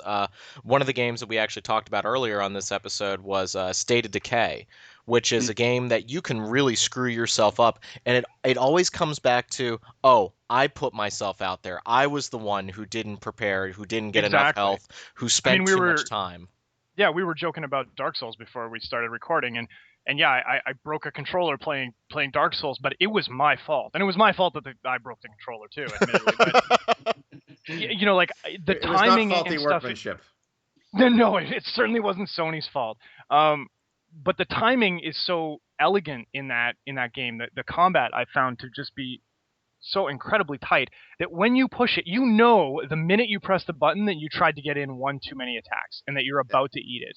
You know it, like it just in your muscles know it, your cells know it. So, by extension, we want to try and bring that into the strategic RPG genre where, like Tyler's saying, we're all my guys are getting hungry. I'm low on food.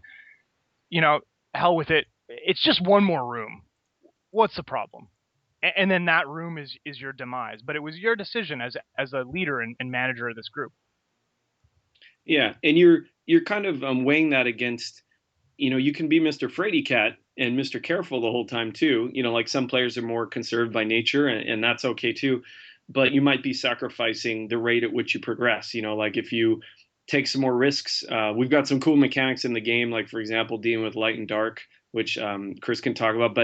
But there are situations where we're going to encourage you to take a risk, and we're going to reward you, and we're going to dangle the carrot out there, to make you make that decision. And if you want to play super safe and make sure that, every time your favorite highwayman gets in the littlest bit of danger, you run out of the dungeon. You can kind of do that, but it's also, you're not going to progress as fast. So there's a cost, and so weighing that is, I think, a big part of the experience. Excellent. So to sort of go backwards a little bit, I was actually curious.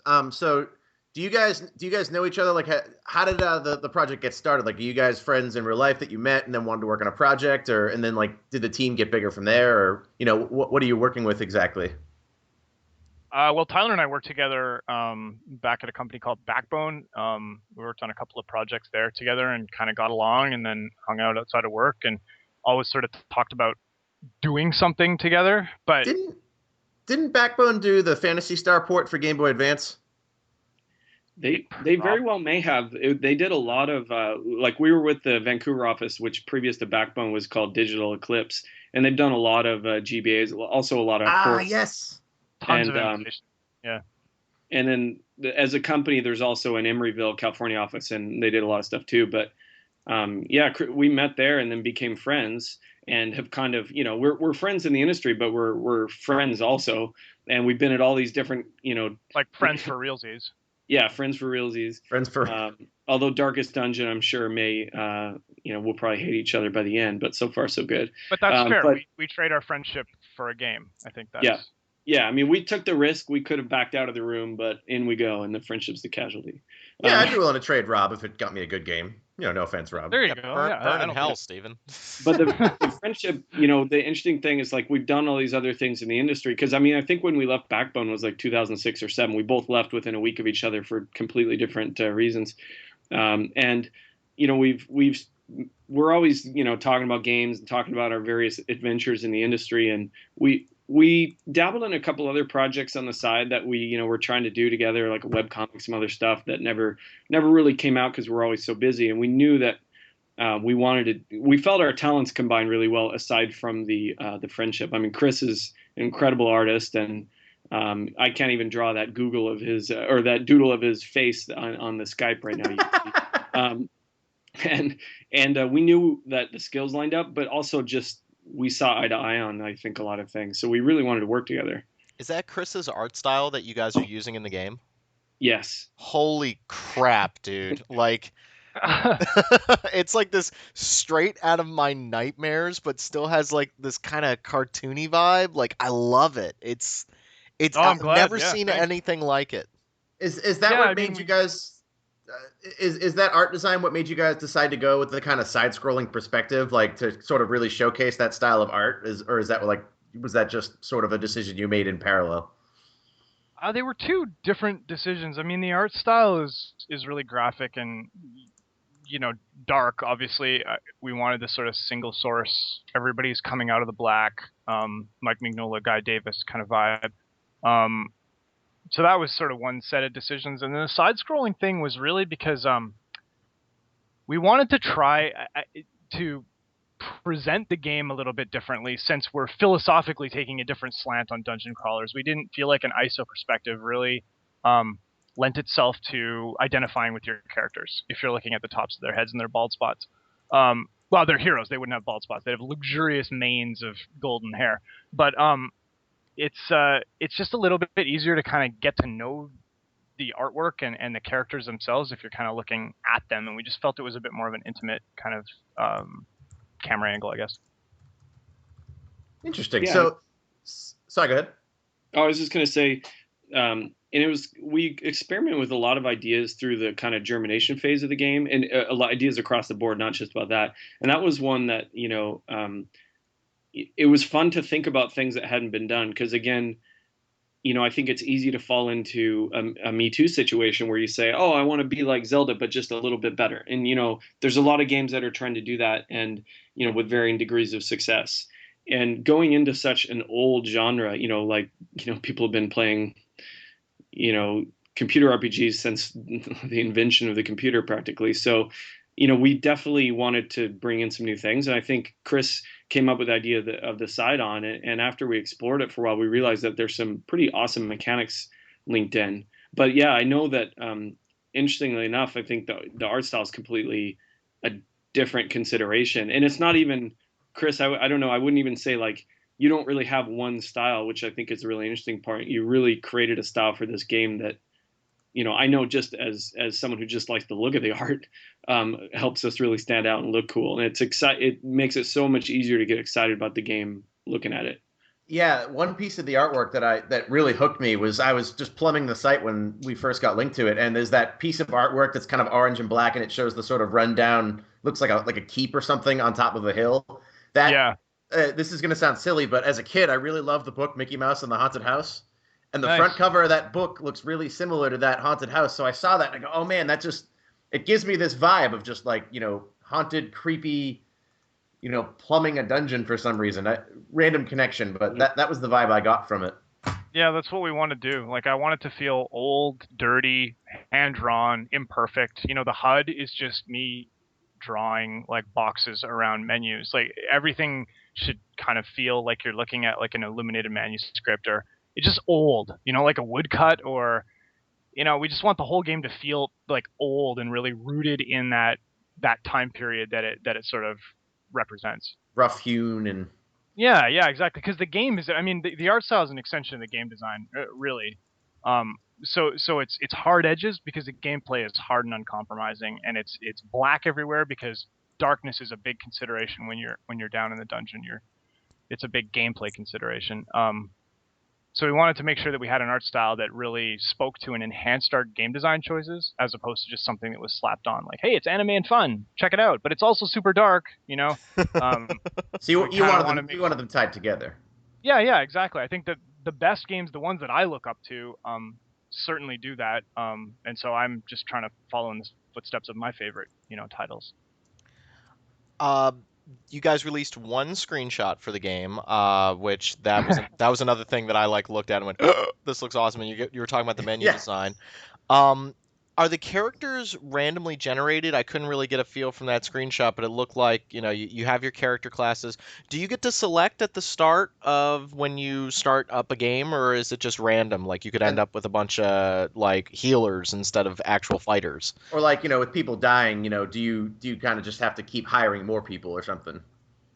Yeah, Uh, yeah. I mean, I can answer that one. That yeah, go for it. a critical part of this game, I think, which differs a little bit from even some of, say, the classic games that are inspiration, is that you're managing a roster of heroes. And I think that goes to the earlier question about kind of, how much tolerance will you have for bad stuff happening.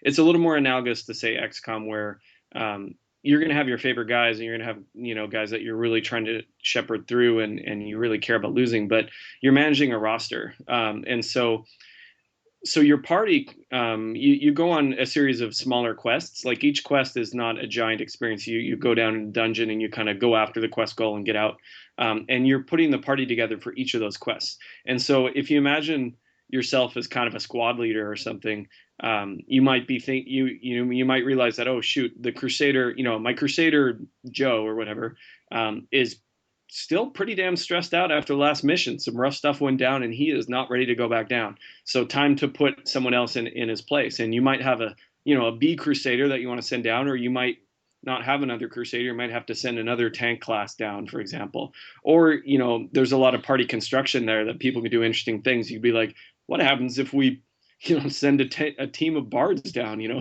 Can they survive this whole thing? And we want to encourage a lot of that experimentation, but so the whole random, I guess the answer to the initial question is that you're managing a roster of heroes which become available through a variety of different game actions. But at its simplest, sometimes you got to recruit more, and depending on who's available at that time, you kind of make some choices. So you won't always be able to get, say, another Crusader right that moment if you need one, but eventually you will be able to. Hmm. Is They sort there? of Oh, go ahead, oh, sorry, Chris. go ahead. No, go, Chris. Oh, they show up in your pub in town, and you're sort of like, well, I've got 5 guys on the payroll. I got a maximum roster size of, I don't know, we haven't really decided, but 15 to 20, let's say. I got a little bit of extra gold. I'm gonna hire the bard. He looks all right. I've inspected his stats, and then from there, you sort of send him on missions, and what happens to him after you hire him is entirely the result of your gameplay choices. Hmm. So characters come and go. Yeah. Is there an end goal in the game? Is it a story-based game, or is this kind of you're going to go down in the dungeon as many times as you can with this set of guys? Like, what is kind of the focus of the game pushing the player forward? Well, there's a story for sure, and I don't want to say too much about it because we're gonna, like, our Kickstarter video is gonna reveal a lot of that. But there's a story that sort of threads the experience together. But at its heart, I personally, I don't know how Tyler feels about it, but to me, this is a game to be played, not a game to be beaten.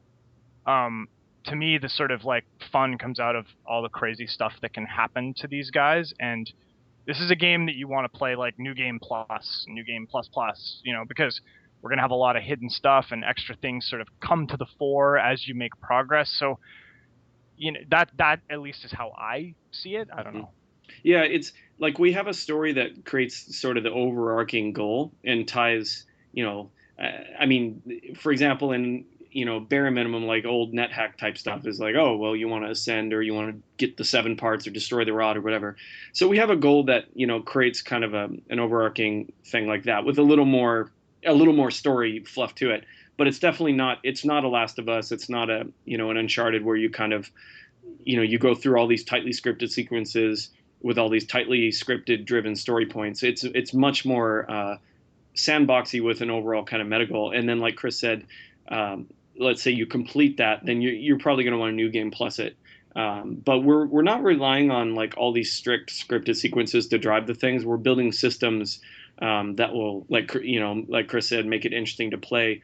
And we know that the strength of the game in the end is if those systems can drive the sort of cool emergent happenings that we're hoping, that we intended to, though, because that way, there's no end to the amount of times you can sort of enjoy what's going on. But, procedural is all the rage. We definitely have a lot of procedural elements, but we also recognize that you kind of have to do some hand crafting and hand sculpting to make it interesting. Otherwise it's the old Daggerfall problem of you can go to any village in Daggerfall and they all look the same. So we've got some ways to address some of that, but closer to to Rogue than Uncharted.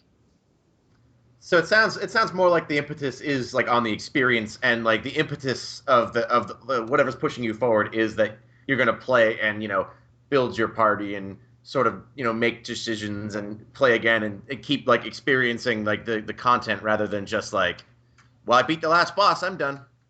Yeah, exactly. In fact, the last boss might not even always be the same. The threat is nebulous enough, and the story setup allows us for a certain amount of flexibility. So our goal is to create something that is fun and tense to play and kind of stresses you out a little bit as a player, but you just want to keep coming back because you never know what's around the next corner. And bosses come and go, the same as characters do. So we want to create something that's worth replaying. Yeah, and I think Okay. the story, maybe one thing that I think is really cool is like in the whole art direction as well as theme and just general creative direction, is that what it allows us to do is make sure that the game is still really heavily themed. Like I think a lot of games that say are relying on a lot of procedural elements maybe don't have a super strong theme tying everything through.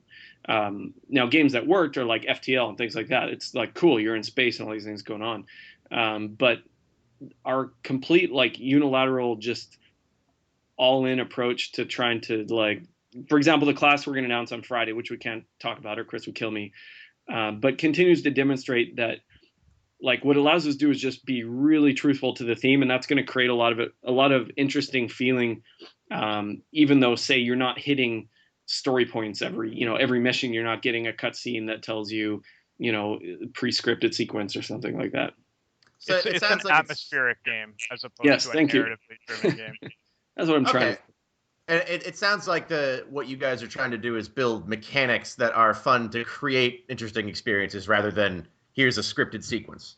Totally. I mean, I would love it if you could if people would start, tweeting the most horrible stuff that happened to them the last time they went down. I think like shifting people's expectations to like enjoy the suffering and sort of, talk about that stuff would be a great success for us. Rob and I have been trying to do that with everyone an RPG fan for Dark Souls for years. I do that with my life in general, but people just say I'm complaining. That's no good. So I guess so in terms of like party building, I don't know how much you can talk about, but like, are you looking at like a loot system, or is it more like a roguelike where you die and you reset to zero, or is like for progression, like are you going to be finding magical gear and building up this repository of crazy cool looking loot or stuff like that, and like abilities for each character and that sort of thing? There's a Tyler question. Go for it. Okay, yeah, sure. You definitely don't like totally reset. I mean, there's a sense of persistence throughout the game that goes beyond the loss of any one character, for example. There is character building as well, so that's a really important and a cool part of the game. And I mean, you spend a lot of your time doing that.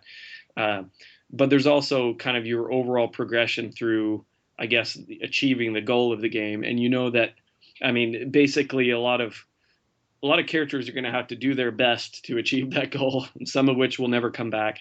And so, yeah, you do gather loot. The loot ties into not only kind of the characters themselves, although we're doing some kind of different things with loot as far as characters go, but loot also ties into town, which we haven't talked a lot about town because we haven't revealed a ton, but we can say that some of the loot collection you're doing ties into what you're doing in town and ties into the overall goal of the game and the story. And yeah, but you find cool stuff to equip on your guys, and you get surprised with some interesting things. The loot itself, like the rest of the game, it has some trade-offs. Like you might find I think we can talk about this, it's probably not sharing too much, but you might generally in Darkest Dungeon there's never a pure upside is one of the things, but there's never a pure downside too. So some of the loot, for example, you might say, oh, I find this necklace and I put it on and it allows me to get this ability and this ability, but at the extreme cost of this thing. And so if for the good of the character, for example, getting a better attack but having to eat twice as much because he's just bloodthirsty or whatever, might be a worthwhile trade-off. And that pays into the whole, okay, which character would this really pay off, and what, who will it not cripple, or this guy already is bad at this, so I might as well just make him worse. Those interesting decisions. So Yeah, I loot is think like important, oh, sorry, go but ahead. oh no, I was going to say loot is important, but I mean, yeah, Chris, you always do a good job of talking about just how getting away from that other loot approach, though, is part of the genesis of the whole idea. Well, yeah, I mean, you're going to upgrade your town. You're going to upgrade each individual character, but really, you're managing 4 characters at a time, and so the total complexity that they represent is about like 1 MMO character, and so you're going to have to make decisions that cripple 1 of 4 for the benefit of the party itself. So we're sort of challenging players to think about beyond just their favorite guy and to the health of the squad. Predominantly, though, we're putting our focus on the sort of emergent personality quirks and things that happen as a result of your experience in the dungeon. That's really what powers up and shapes the characters. It's not so much about getting a bunch of points of experience that you spend. It's really about what happened to you while you were down there. Did you kill 500 spiders? You're now a spider slayer. Good for you. You didn't have to buy it. It didn't cost you gold. It's just this guy's really good at killing spiders because you've kept running him through the spider dungeon. And that kind of character development we think is a lot more like experience than experience points are, if that makes sense.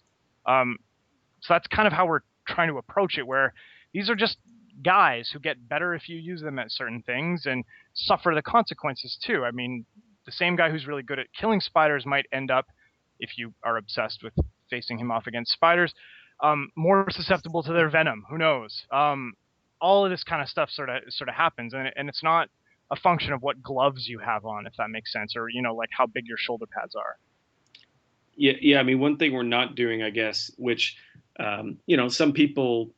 I mean, we love the loot collection. You go in. Some of the games are so great at just you kill somebody and they explode in a shower of different colored loot, and you're clicking on the gold as the gold colored item as fast as you can, or the purple. We're not really doing that. Like compared to say a Diablo or something, there's far less like gamey loot. But we're not losing the fact that loot is cool and you do want to collect things, and you're going to be very excited to see certain loot over other loot, but you're not going to be showered in like rains of vendor trash and sorting it out for like the amazing stuff. It kind of goes, because like you stop caring. Like you kill a guy and there's like 3 swords fall out of him. You're only looking for the orange ones, really. And that's that's fair enough. That's part of the game. That's the way they designed it. But I'd like it if you kill a guy and it's like, oh my god, a sword. Sweet. Yeah. I think that's I'm a big fan of hack and slash. Like I love Path of Exile, I love Diablo 3. In those games, it's you love getting the loot in those games. But even like Borderlands 2, I love to death. I got like 200 hours on it. But where I am in the game now, it's like stuff pops out of the end, like whatever, and I don't even look at it. I just run past it. Yeah, the loot has become meaningless after a while. Yeah, and by extension, it trivializes your experience, because the game, that genre of game, which I love too. Once you cross that threshold of like I'm pretty well geared, the enjoyment takes a bit of a hit, because there is no sense of wonderment. You're not sort of crossing your fingers for the next big loot drop or whatever the boss is going to drop this time. Because it's kind of irrelevant. I mean, there's a very small chance that it'll be better than what you've got, but you've already put your 200 hours in, so your guy's pretty pimp. And we just don't want to repeat that. Those games have done it better than we ever can, with huge budgets and massive teams and a legacy of experience. It's a formula, and it's perfected. And so we're not trying to compete with those games. We're just trying to offer a different approach to dungeon crawling. Like, what if finding a sword was a huge deal because it's been down there for 500 years and it's got demon blood all over it? That's the sword you found. I like it. Sold. Can you guys talk a little bit about the Kickstarter process, like where you guys are in development, what the Kickstarter is exactly looking to fund, that sort of thing? Yeah, I can talk a little bit about it. Kickstarter is a really interesting thing. I mean, it's such a cool new model, but it's every bit as important, I think, marketing-wise as it is funding-wise. I mean, obviously, the funding is an incredible thing to put the power in basically fans' hands. I mean, that remains, I think, the coolest part of Kickstarter is just, you kind of, everybody gets to vote, and if enough people vote that this project should happen, then it gets to happen. But it's also a great way to kind of reward those, to obviously reward people that are willing to put their faith in it early. So, and it's a good way to promote general awareness of the game. The indie market's getting tougher by the day, in terms of, every week you kind of see the new thing of 150 new games greenlit in Steam or whatever it is. And, standing out is a huge deal. And so Kickstarter for us represents kind of a chance to help with the funding, which definitely is needed and desired, as well as, to kind of reach fans and just let them know we're out there. Funding wise, yeah, we're bootstrapping this company ourselves. We're not independently wealthy. We've been in the industry a while, so we're veterans. That's cool. But, we haven't, had the good fortune of, say, having a massive hit game that lets us never have to worry about money again. We're doing this out of love of doing it as much as, desire to make a living doing it. And so Kickstarter, what we're doing is, we've already got a bunch of development in on the game. We haven't shown a ton because, I don't know, you got to tease a little bit before you show as well. And we're going to be revealing a lot more definitely at the Kickstarter time. And what we're asking for is going to be an amount that will help ensure that the game can be made. We've already got, some funding through ourselves and bootstrapping methods lined up, so we don't need to get every cent from Kickstarter, which I think also frees us up to kind of focus on, just making sure to reward fans and things. But Kickstarter is definitely a critical thing for us. I don't know, Chris, what do you want to say? Yeah, Kickstarter is crazy important. I would love nothing more than to sort of create a good sustainable fan base and basically be like an entertainment farmer and provide a community with a, really fun and enjoyable game and have them help me pay my mortgage. That's really where I'm coming from. Yeah, sounds like a win. Yeah, it's a cool thing. Like I've backed a bunch of projects on Kickstarter, and it's so fun as a backer. Like I've really enjoyed the backing process of just you go through and you hunt through and you find a project and then you evaluate whether is this worth the money? Do you think they're going to be able to finish it? And then the most important thing is why back now? And one of the things we're really enjoying with kind of the Kickstarter design is just it's cool to think about providing reasons for someone to get behind Darkest Dungeon now and not just wait till it comes out. And that's actually pretty fun, just because it's led to a lot of interesting discussions of what kind of rewards we can provide, and that leads to gameplay ideas or stuff like that. So it's really fun, just kind of as an enthusiast. But it's a whole strategy to designing your Kickstarter as well, right? So there's a game element there, which is kind of fun to play, although the stakes are quite high. But it's interesting. That's actually something that I've always thought is interesting about Kickstarter. I said interesting like 4 times in that sentence, but like you end up with these games that come out or they're in development, and most of the time, before your game gets merchandise, your game has to come out and become popular. Now it's like you have all these fans that are waiting for a game that's coming out in a year or two. There's like posters on their walls, they're wearing t-shirts, so it's a really cool sort of way to like I have a good friend of mine that plays nothing but indie games, and I went to his apartment, and he's got he's got Broken Ages poster on the wall, he's got Banner Saga, he's got all these T-shirts, and I'm like, this guy's walking around. Every time someone walks in, they go, "Hey, what's that?" And it's like, oh, it's this game that's not even out yet that I'm going to tell you about, and you might now be interested in it. Yeah, and the online sort of validation is a massive boost for us. Like even releasing our first trailer and just seeing sort of the feedback from the internet was really, really inspiring. So I'm actually I'm terrified, but I'm looking forward to the Kickstart process just to sort of expose more of the game and hopefully get that same sort of boost, because I mean it means a lot. Like we're just dudes making a game and rolling the dice that people want to play it. So it's fantastic to sort of get that level of like fan interaction and attachment. It's really, really encouraging. I can't overstate that. Maybe because I'm a feelings-oriented artist, but totally dig that.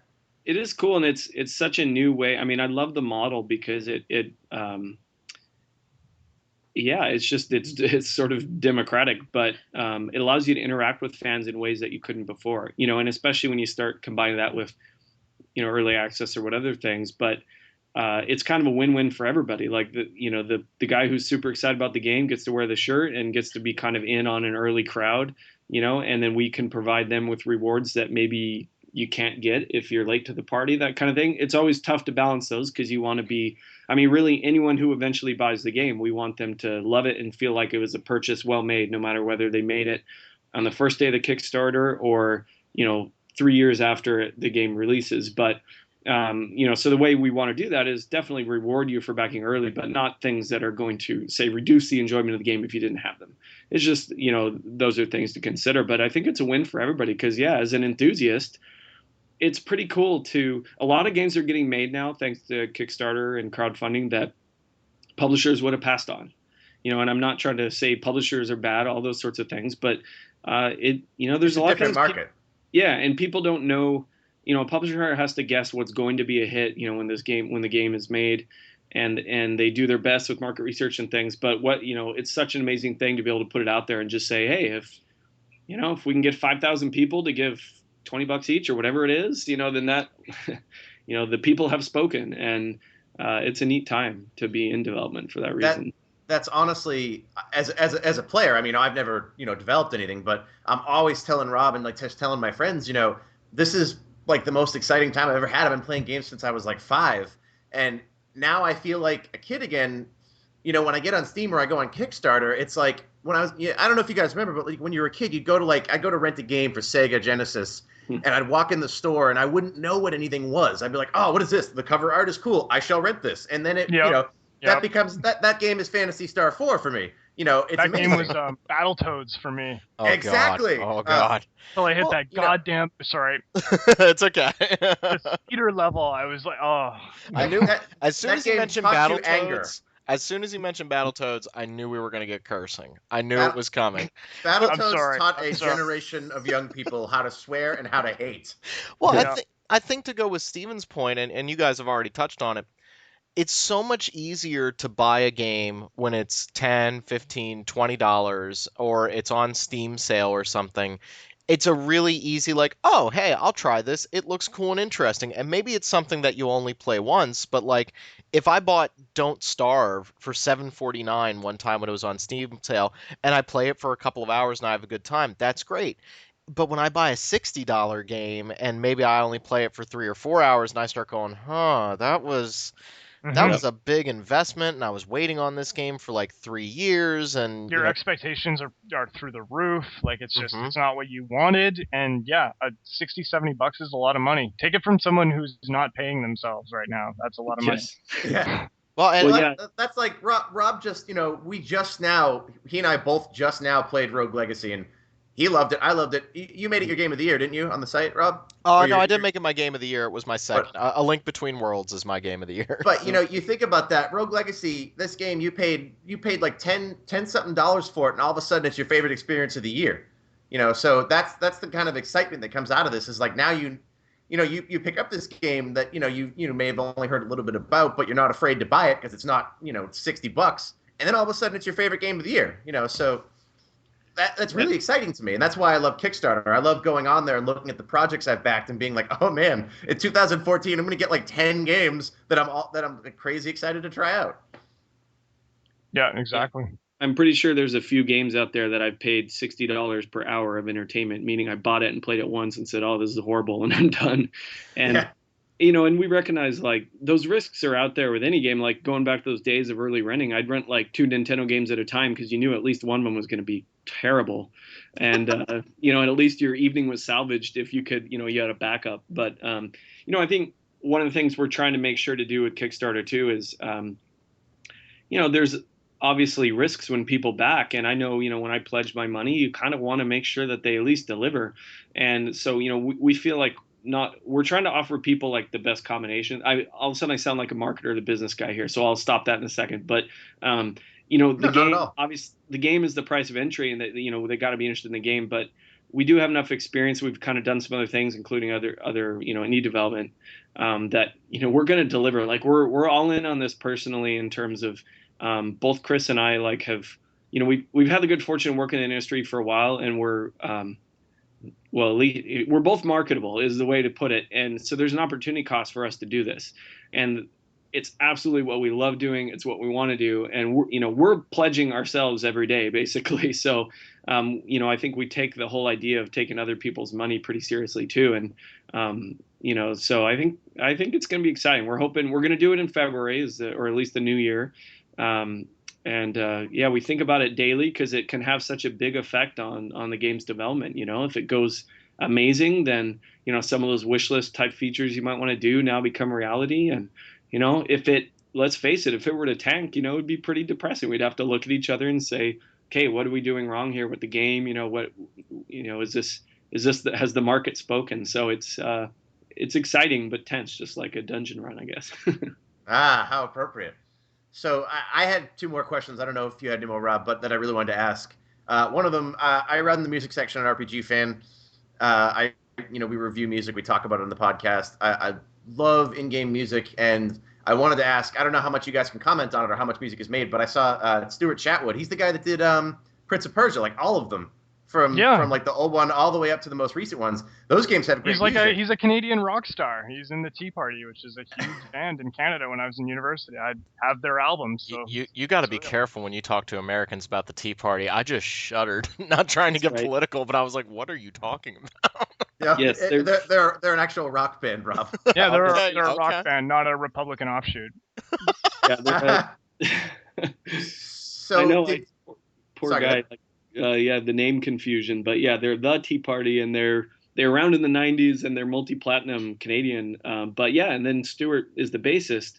Yeah, so he's a bona fide rock star, but his music on Prince of Persia is amazing. I mean, going back to Sands of Time and through kind of a random connection, actually, of all things, not a game-related connection, we met and we crossed paths, and he's been looking to do some more game stuff. He's also recording some new stuff with his band, but I mean, he's just flat out a damn good composer. And he hasn't done a game in a couple of years, I don't think, right? I don't think so. Yeah, I think he's been busy, and he's done some of that big stuff for Ubisoft, and we pitched the game to him basically. I mean, he had some interest in getting back involved in games, and so Chris and I, told him about the project, and he actually has quite a love of the dark and same stuff that attracted to us, the kind of Lovecraftian dark gothic. That was really the key for him. So I think he realized he wanted to be involved in a project like that just from a theme and topic standpoint, and was also looking to do some more game composing. So it was just one of these random things that happened, and it's been great. I mean, we're super excited to work with him. I mean, he did the music in the first trailer, which was a dead on, perfect match. And we feel really lucky, and just it's going to be. I think it's a great match because you can sometimes have, like when you're doing a service, whatever discipline it is, music, sound, design, art, whatever you're doing. I know Chris and I have both been in this situation before. Sometimes you're employing your skills on something that you're less than passionate about. And what we've tried to do with Darkest Dungeon is build a team. There's no room for anyone on this team, not just us, the four core guys, Chris, myself, Kelvin, and Kier, but the contractors too, like Stuart, our audio partners. There's no room for anyone who's not passionate about it, and Stuart is passionate about it, so we feel lucky about that. That sounds great. Have you guys heard any sort of music for the game yet, or is that process not started? Or well, he did the music for our launch trailer, and he's going to do it for our Kickstarter trailer as well. So we've been talking, and creatively we're pretty aligned, and it's really exciting. His stuff is pretty awesome. Very cool. I personally look forward to hearing more about that. Not just the game, but from the musical standpoint, I did like the trailer music, and I love his work on all of the Prince of Persia games I've played, which I think he did literally all of them. But you should back us on Kickstarter and get the soundtrack. What do you say? Probably going to. Can you tell that Steven totally runs the music podcast on this site? Oh, that's true. That's great. Yeah, I know. Who knows? Like he's a pretty busy guy, but maybe eventually we can get him involved to comment on some stuff. But he one of the things that attracted us to him as well is just he's interested in using a lot of different instruments, which really fits fits what we're trying to do. So he's got this kind of blend of everything from rock on down to pure traditional, Like Baroque industrial or something. It's really awesome. Baroque industrial backed. And they call the Tea Party band, they call him Moroccan Roll, which I think is awesome. Because they've used some other kind of Eastern inspired and Arabian inspired sort of instruments, and so Moroccan Roll also sort of fits maybe what's going to end up in the game. We'll see. Very cool.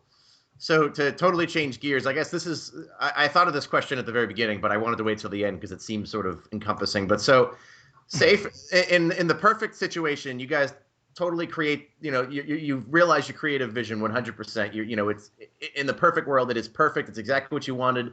What kind of metagame do you want? Like, what do you want players to be talking about when they're strategizing? Like, if me and Rob are playing this game or talking about it on the podcast in a year and a half after we've played it for 50 hours, what do you want players to be talking about? Like, what kinds of strategies and sort of things like that? I think for me, I would love to hear people really, theory crafting and experimenting. Like, did you try bringing 3 Crusaders and a merchant because he can carry extra stuff? And no, I wiped doing that, and swapping and building a sort of collaborative community around kind of playing and beating the game, because the game is going to be hard enough to take on a bunch of people. Mm-hmm. So it would be really cool to sort of, see websites or forums or whatever that kind of swap party pairings or different character skill trees and which ones are compatible, and just hear about people's experiences that in the dungeon, and that it's something that they enjoy coming back to. Yeah, I think I would love it if one of the things I loved about playing, say, Fallout 3 and Skyrim is just hearing other people's experiences and what they did. Made the game, like, half my enjoyment was what I did and half was what other people were doing. So, I mean, if we can get some awesome, big Let's Players doing, Let's Plays, having just ridiculous videos of things gone bad or unexpectedly heroic moments at the end, saving all, I would like to be able to watch those videos and laugh or, sort of wince alongside them, and, almost getting to enjoy just all these things that could happen.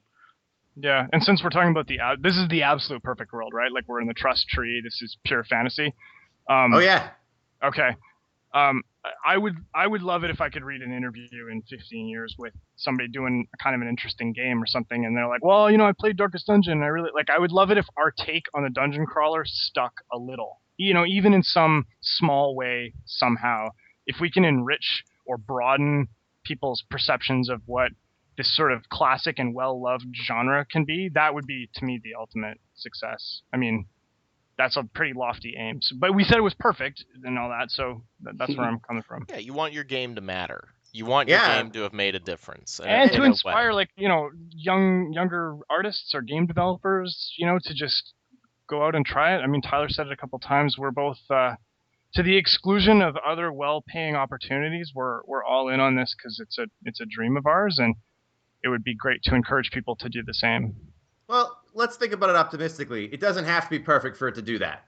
So I don't think that's, maybe a pipe dream, but I don't think that's an unreasonable, expectation. You hope, but it doesn't have to be perfect. It just has to be, Dark Souls isn't perfect, but we never shut up about it on the show. So. Yeah, exactly. It's just got to be really good at the right time, and that's what I'm hoping we can land with Darkest Dungeon. But, obviously it's a long road, and we're going to need some help to get there. All right. I was not expecting the interview to go an hour, but this was a lot of fun, guys. You guys are shooting for 2014? Yes. Can I hold you to that? No, I was waiting for Tyler to answer. Yeah, we're shooting for 2014. Yeah, right now we're saying Q4 2014, which of course gives us a little bit of a 3-month. But we're going to do some more figuring before the Kickstarter, and take into kind of account all those things. And I wouldn't swear my life on it, but I can tell you it's not going to be a 2016 game. Okay. It's, a lot of games, for various reasons, they stretch on for a long, long time, and that's not something we're going to do with this. But if we don't feel the game is as good as we want it to be, we'll entertain looking at whatever it takes to make sure it gets there. But next winter, I mean, I think is what we're aiming for. Okay. I'll give you guys the parting words for the listeners of the podcast. Give them a little something to think about. Okay, I'll go well, first. no I'll pressure, go sir. first because I like Please back our game. I like Chris to end because he's always good at that. Good. No, no, that's not a backhanded compliment. No, I mean, I think we really appreciate if people listen this far. That's awesome. If you're interested in the game, I mean, you really can have a big effect in it in its development. Not just through the Kickstarter, which of course that just sounds like a plug. But get involved. Let us know. Send us email to the feedback@redhookgames.com. Post on the stuff. Like we read all that stuff. We see it all. Check us out on Twitter. It's not just a way for you to find out about the game. It's for you to let us know what you really love. And there's still a chance for us to to skew development towards that. Like if we find everybody loves feature B and feature A doesn't seem to excite anybody, we're flexible, man. We don't have any bosses other than ourselves. So we'd love it for you to get involved. And honestly, it helps keep us going every day. Yeah, I can't put a better button on it than that. Talk to us. Let us know what you think. And we appreciate the opportunity for exposure and all of the stuff that Tyler said. All right, guys. Really excited to hear more about the game. I think we're going to follow the Kickstarter closely. You guys will have to continue to listen to Random Encounter because I'm sure we'll have opinions when we start seeing gameplay videos and stuff. Steven will probably say that he loves it no matter what you guys show him, and I'll probably be the more skeptic, but I think we're all really looking forward to it. Well, thanks very much. And yeah, Friday we're going to announce a new class, so check that out. We'll have some wallpaper for you. And... come on, come on, you got to tell us what it is. No, I'm playing. It's Friday the 13th. I don't want to spoil it. If it was just a regular Friday, I'd tell you. Well, come on, it's my birthday on Friday, dude. Come on. I'll tweet you special. Yeah, that's what my students tell me. Okay, so thanks so much, Chris, Tyler, Steven. Always a pleasure to have you on the show. And thanks to everybody for listening, and we'll see you all later.